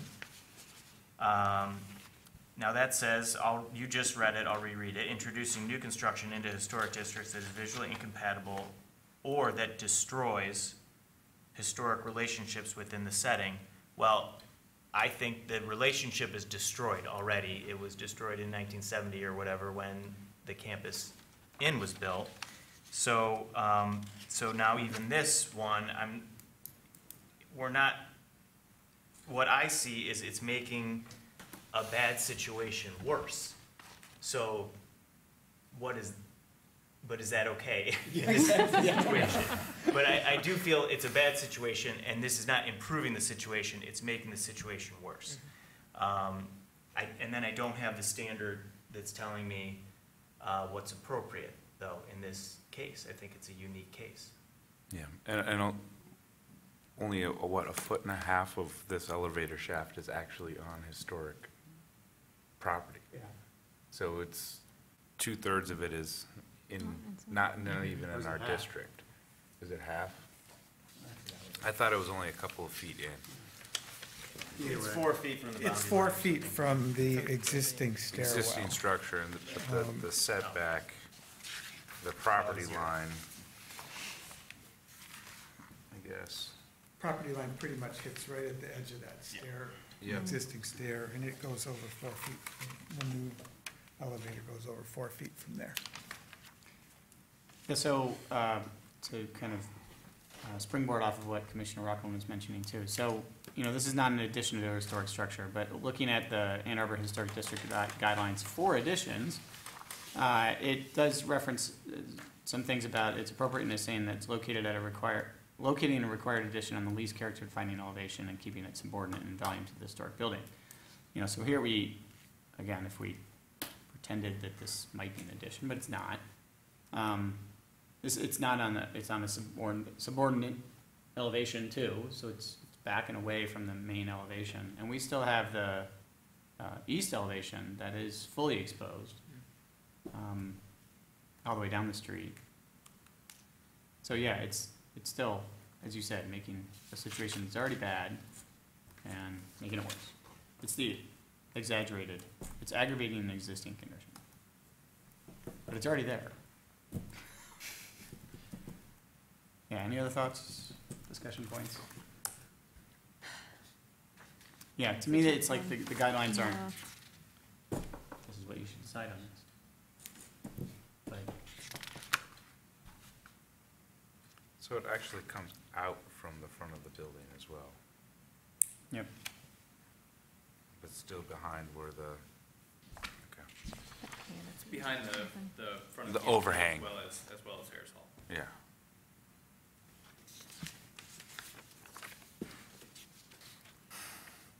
You had mentioned that there's more of a site, like a streetscape plan from the city. Yeah, I Is that don't, the kind of goals? I think the goal with Huron Street, I don't know the full fledged details on it, was to create a more walker-friendly, Yeah, they're trying to make it more pedestrian-friendly. pedestrian-friendly street, going to 2 lanes with parking lanes and a center dividing line. Yeah. And that they're discussing that the parking lanes may actually be only available during non-rush hours to park in. Which I don't see how they can enforce, but and they got a tow truck out there at 5 o'clock every day, Yeah, they can worry about that. Yeah, that's another issue. But the point is that that means that Huron is they're trying to make it more pedestrian-friendly. Could I don't know which applicant this pertain to, but this was discussed in the working session, but that wasn't part of this record of this hearing. Yeah. But could someone talk to the exploration of putting the elevator, say, on the north side or other places on the building? Yeah, this is literally the only place on the building that could go straight up alongside, all the way up to the roof in a straight shot. I guess we probably should have given you an overall building floor plan, but I can kind of show you. Well, we got the site plan. The third floor actually cantilevers out. Right. Here. Right. So it can't go there. Yeah. And we've got a building right next to us over on this side. And the other is the emergency The whole north elevation is only 3 stories tall, so. Oh. And you got the emergency staircase right behind it. Yeah. There's also a height restriction, so we couldn't go up and extend the existing. Yeah. So this Right. bumps out. On the, on the inside? Yeah, if we were to Extend the Is it the existing- second floor all the in way the- up, yeah. or is it just the second floor that You bumps couldn't out? do that either. This bump out Yeah. here is second and third floors. Okay. And then this all back here is third floor, so we couldn't do anything back here because Well, that and you don't have an entrance to the restaurant. we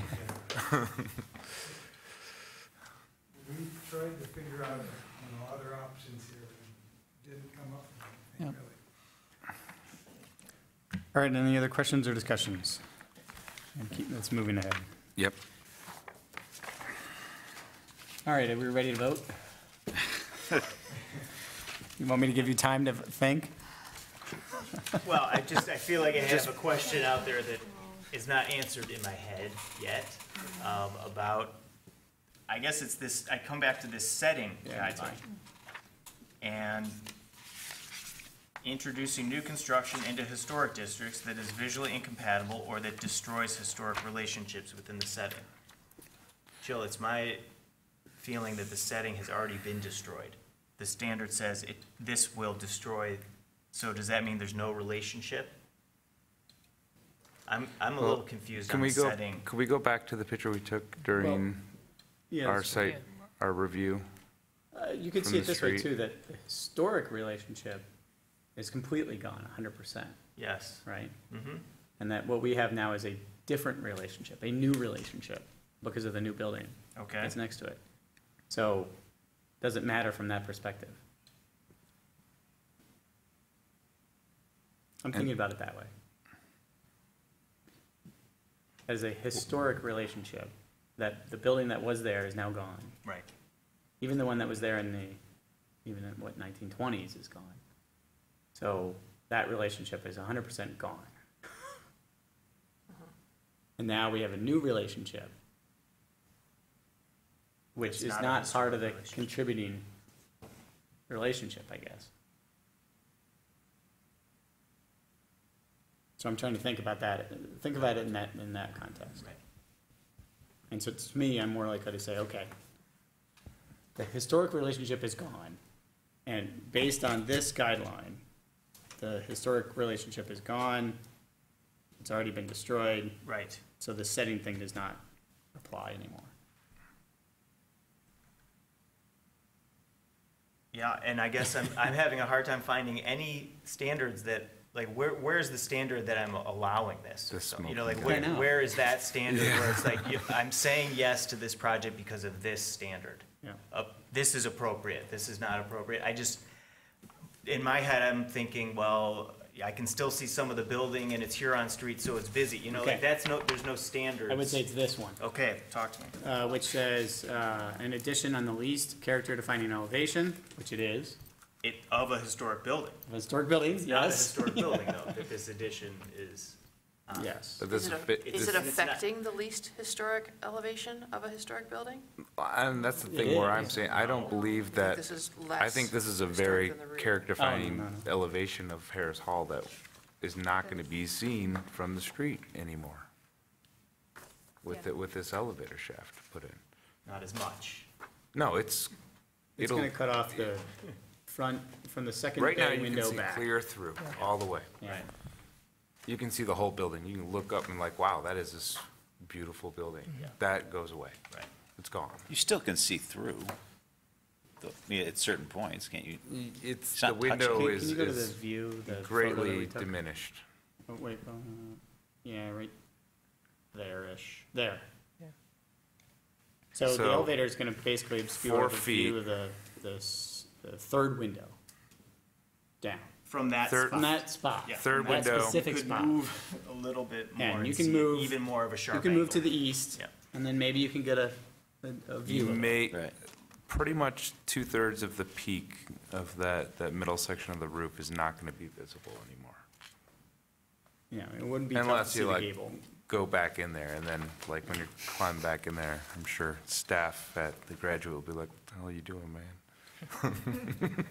I'll just see Jill's digging into standards. We got 10 standards. Only 2 Yeah. of them are in the staff report. So, Maybe there's another. might as well see if there's anything that helps, either way. So, How about this? but it's already, like you said, it's already been compromised. You know, that's where I'm heading. Okay. I'm still not convinced on, like, yes, it's already been compromised, but I still think that, you know, we had another application earlier tonight where it ran up against, what do you do with a historic structure immediately adjacent to something that's already obliterated that relationship? And this is, Very similar. it's a very, very similar situation, but I think as narrow as that strip is, I think it's still defined, it's still, like, how important is that strip that it helps define the landscape that is around the historic structure, around Harris Hall? I think you get the mass of Harris Hall, and with this particular view, which Right. is about 25 feet of walking sidewalk, 25 to 30 feet of walking sidewalk, you get that view.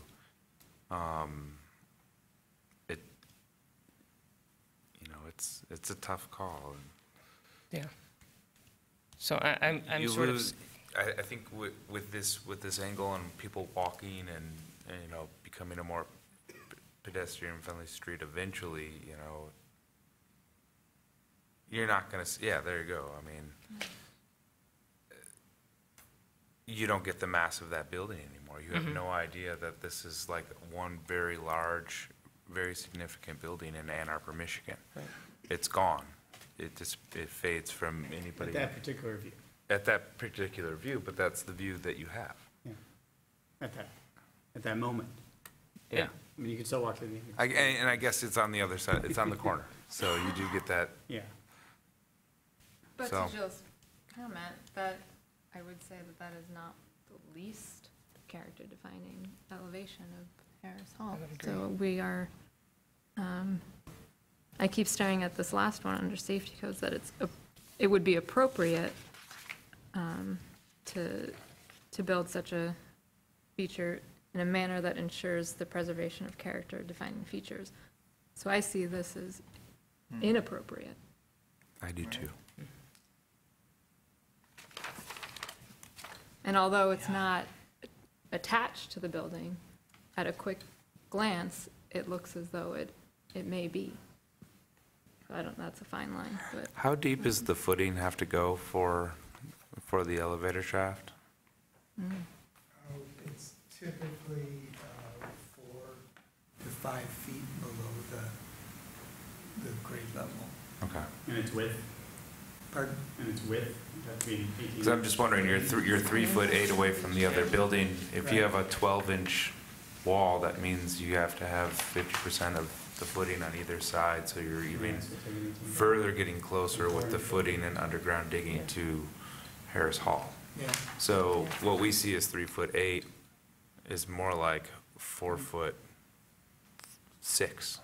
with the footing. You mean it's less, like 3 foot. 2 feet? Or, Yeah, 2 foot, 2 feet instead of 3'8" with the footing. Undergrade, but Right, that's but there's still. still disruption. That's disruption to the building.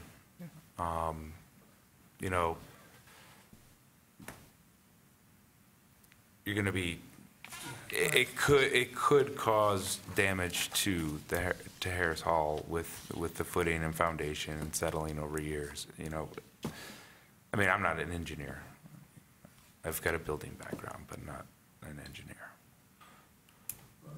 I don't think that's what we're really hung up on, though. No. Commissioner Coe, probably, right, I mean, that's a But it's good just one, point. it's just one Yeah. more thing that could contribute to the It could deterioration of a historic spiral, building. potentially. And it's using Given the more builder that space. they've selected, Yeah. can probably be pretty confident that I would be confident in them as they'll well. do it right, yeah. But It's not that's a about- good point. It's just what we see up top, it's still wider on the bottom, so we're eating more into the historic district, that's what I'm saying. Oh, right, yeah.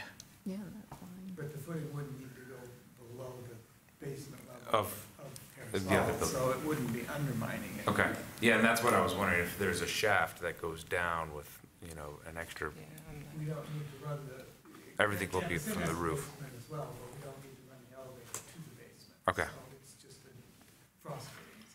Okay, excellent. All right, so I'm gonna look at this another way too. So, here's the most character defining feature of the building, of Harris Hall, right? Maybe this one and the east one. Yep. All right, then we've got this. There's another view. So, I don't think there is a least character defining side of the building. It's like all Yeah, the the north, sides the are- rear. The north side is very plain. Oh, it's plain, bland. Yeah. Completely bland, That's yeah. true, it is. There's, and the windows are sort of just where they need to be, and Yeah. And this is across the street, you see, whereas if you're walking on here on this same side of the street, it's a 30, 40-foot section of sidewalk, you see that probably starting just before the awning. But on the opposite side of the street, I mean, that's, you can see Yeah, you're. the building pretty much, you know, that whole block.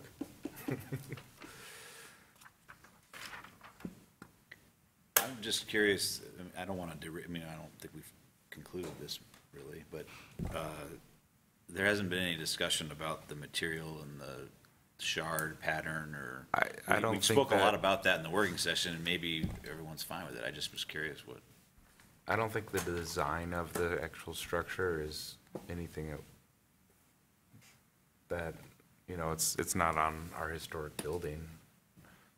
So I don't think the design of the actual, what it looks like is really falls within our standards to judge, I guess. Well, at the time, during the working session, we talked a lot about the materials and the panels as a way of trying to get it to disappear more. Right. I think of all the things we talked I about. wasn't here for the working panel, Yeah, sorry. you missed it. I think of all the things we kind of threw at you at the working session. And, you know, we were sort of thinking out loud, so there's like a lot of ideas. Like, I would say, you know, you probably came up with the right solution, just in terms of like what I'm seeing, like, because and it sounds like you actually looked at all of the solutions too. So you know, I suppose I think the designers did a good job, you know, given all the information we gave them and Right, coming up with this. something. Yeah. Yeah, I'd agree with you. I just was curious what everyone thought. Yeah. Does anyone else have any comments on the design? I don't have any comments on the design. That's not the issue in everyone's mind, apparently. I'm gonna try and read this. All right, so this is a section for alterations, additions for the new use, district or neighborhood setting. Is this from the Ann Arbor? No, Secretary of Interior. This is Secretary of Interior. What's the heading before you read? Like, what section is it in? It's in additions, or it's in? It is in district or neighborhood setting. Oh, okay. So this is for alterations and additions for new use. And it says under recommended, there's a portion here about parking, which I'm going to skip. And then there's a portion that says designing and constructing new additions to historic buildings when required by the new use. New work should be compatible with historic character. I think we were familiar with that one.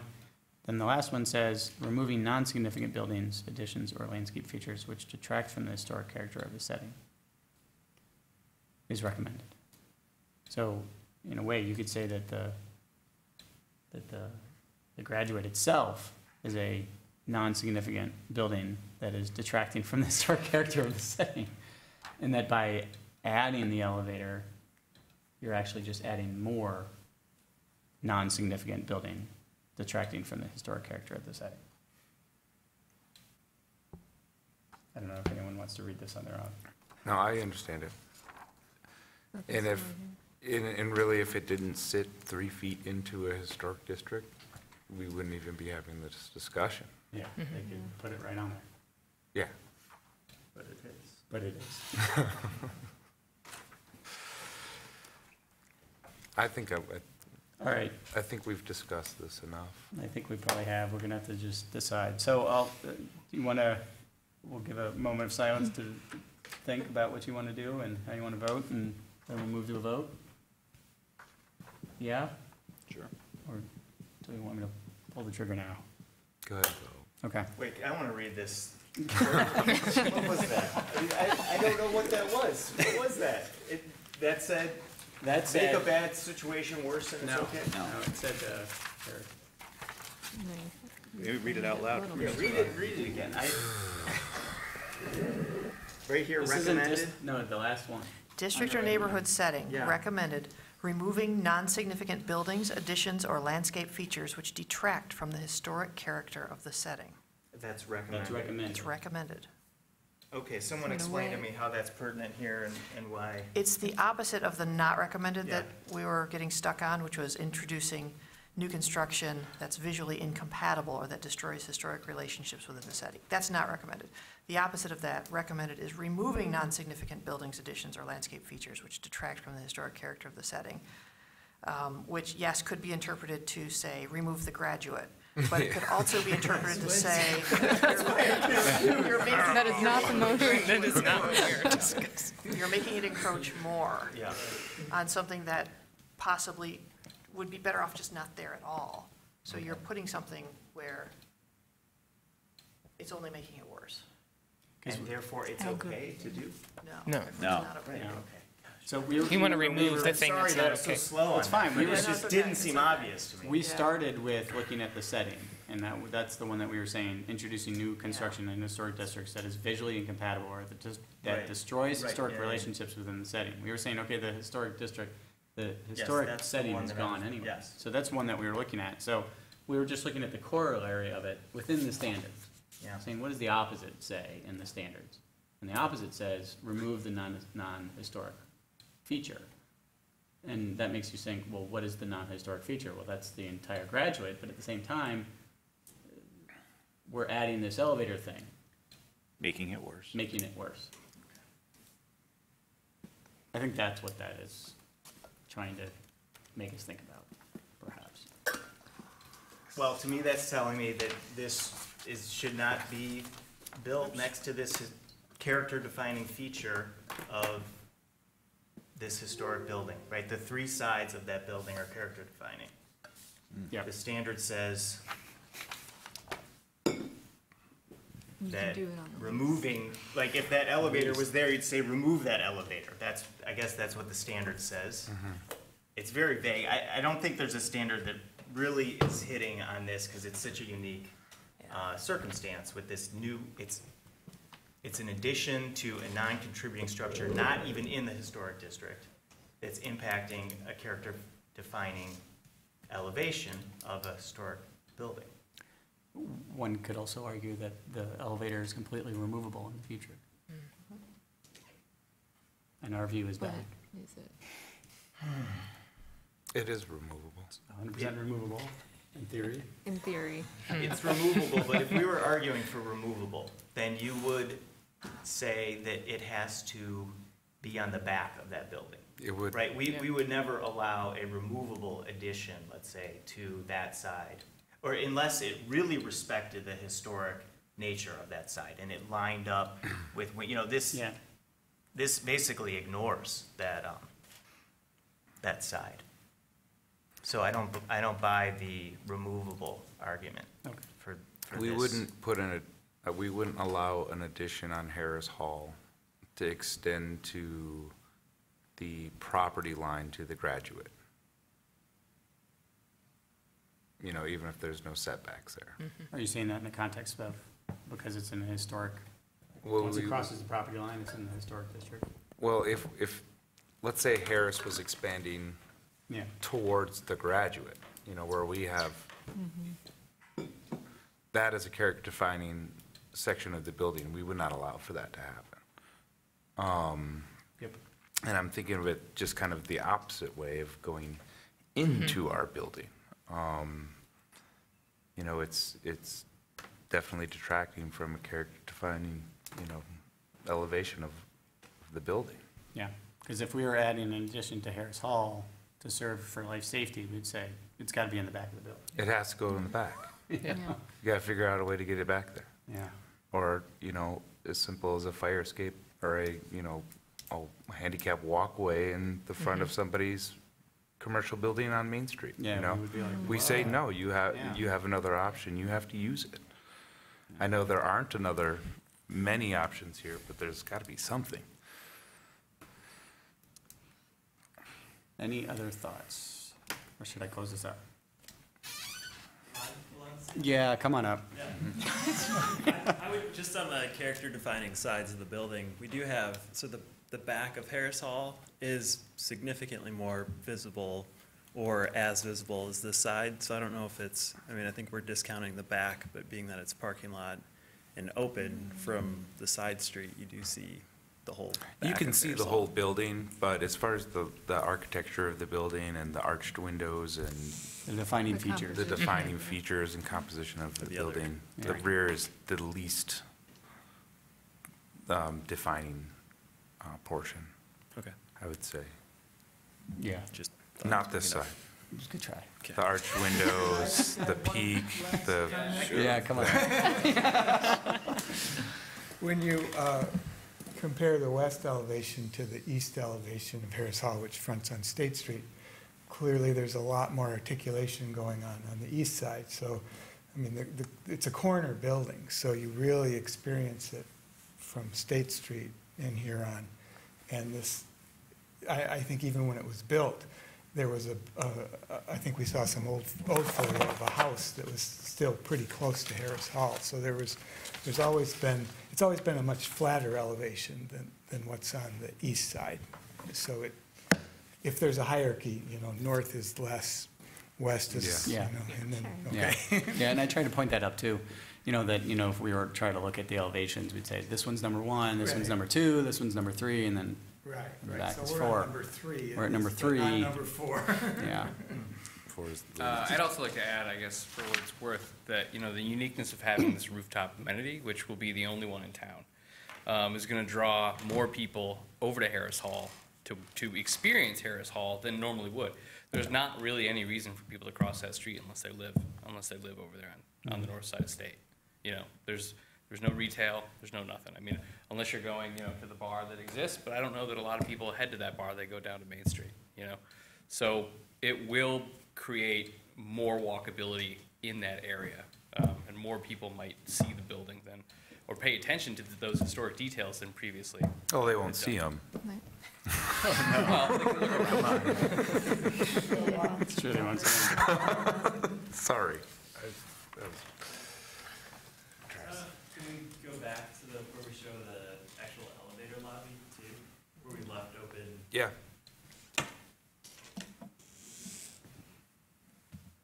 There it is. So on this one, we've tried to leave open a section between the actual elevator lobby and the existing overhang.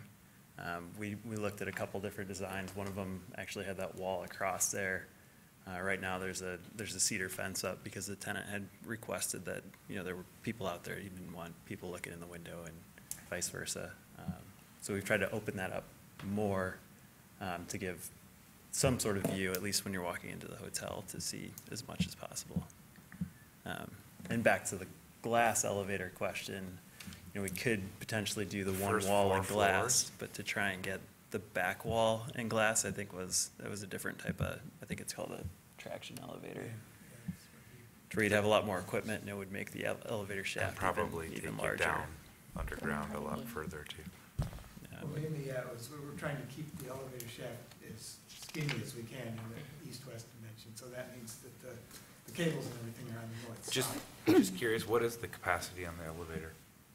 3,500, I believe. 3,500 pounds. 12 to 15 people. Oh, you mean people? Yeah. That's about 12. In Ann Arbor. It's gotta be maybe big enough 15 in Ann Arbor. for a stretcher for a high rise, basically.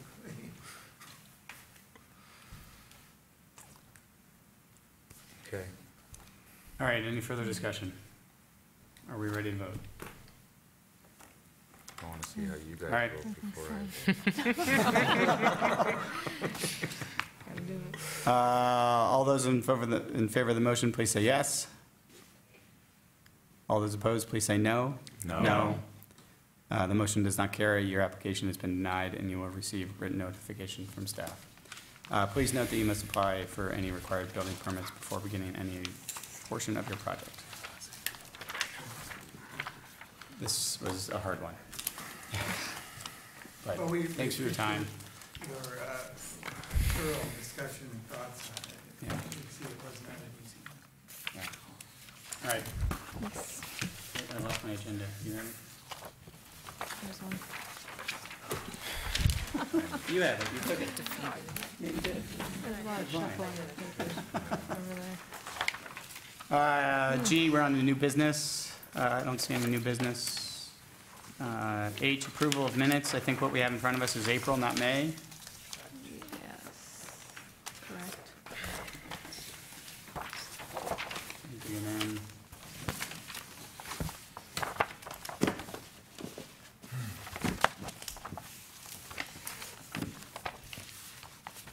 for Commissioner Cope and Commissioner Keano, there was an interesting aspect that we did last month about the approval of the new business on their tax credit resolution that we did for the tax credit, encouraging the state legislature to adopt that.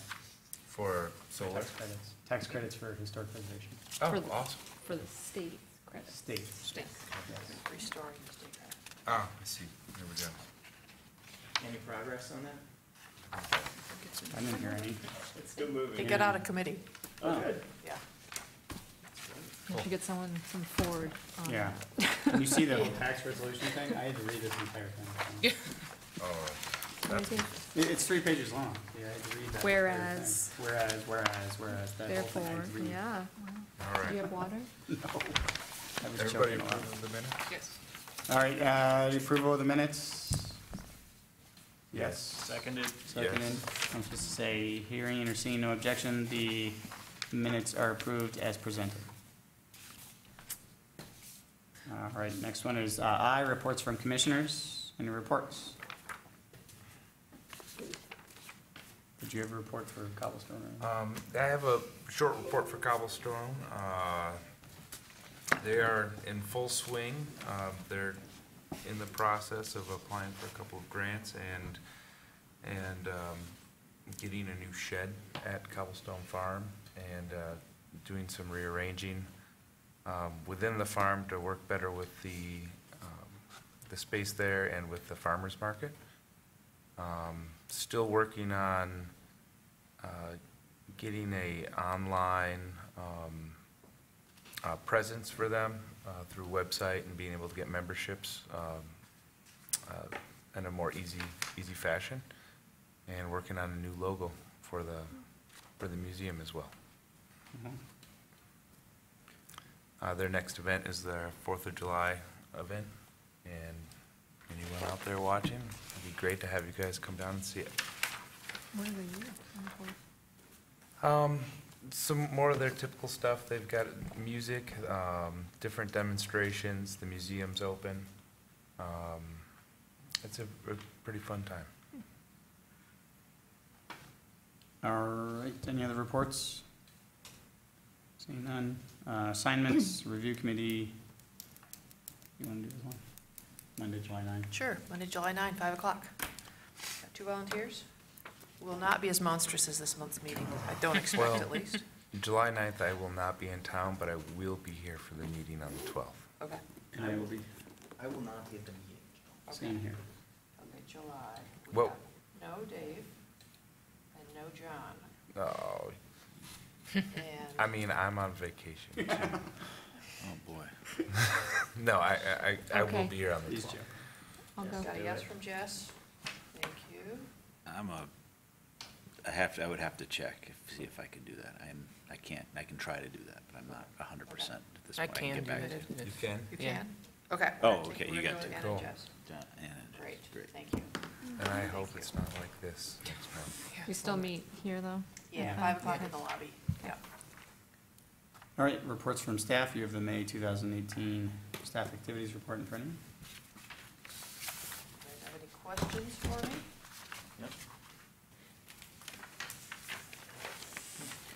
There's been some weird stuff through this month, but none of it's particularly problematic. And the 314 South Main, that was what we approved. 314 The South alterations. Yes, Okay. that was a staff approval, that was, oh, wait a minute. I think that's what, the one that, That's where they remodeled and, wasn't there something that they remodeled there and we're like, hey, well, they like redid it and didn't do it to the drawings? Is that the same No, point? no, this 300 block is down by the Arc, it's the one down by the Arc. Okay. It's Blue Llama. Oh, Blue yeah. Llama, Yeah. where, yeah, they changed the door. Yep. And we, okay, cool. Yep. One update at 209 South Main, which is the former Vellum restaurant, the red front. They've decided not to install a new storefront with all the black tile. Yep. They're just gonna leave the windows that are there, paint it all black. And I did give them a staff approval. There are 2 doors in non-original, whole storefront is not original, but there are 2 doors. I gave them a staff approval after checking with the officers to basically put a window in one of them. Okay. Instead of having 2 doors. Yeah. Okay, Everything else. Good enough? K's over. L, concerns of commissioners, any concerns? Seeing none. Any communications, any various communications to the HCC? Nope. No. All right, then. Where's my little stuff?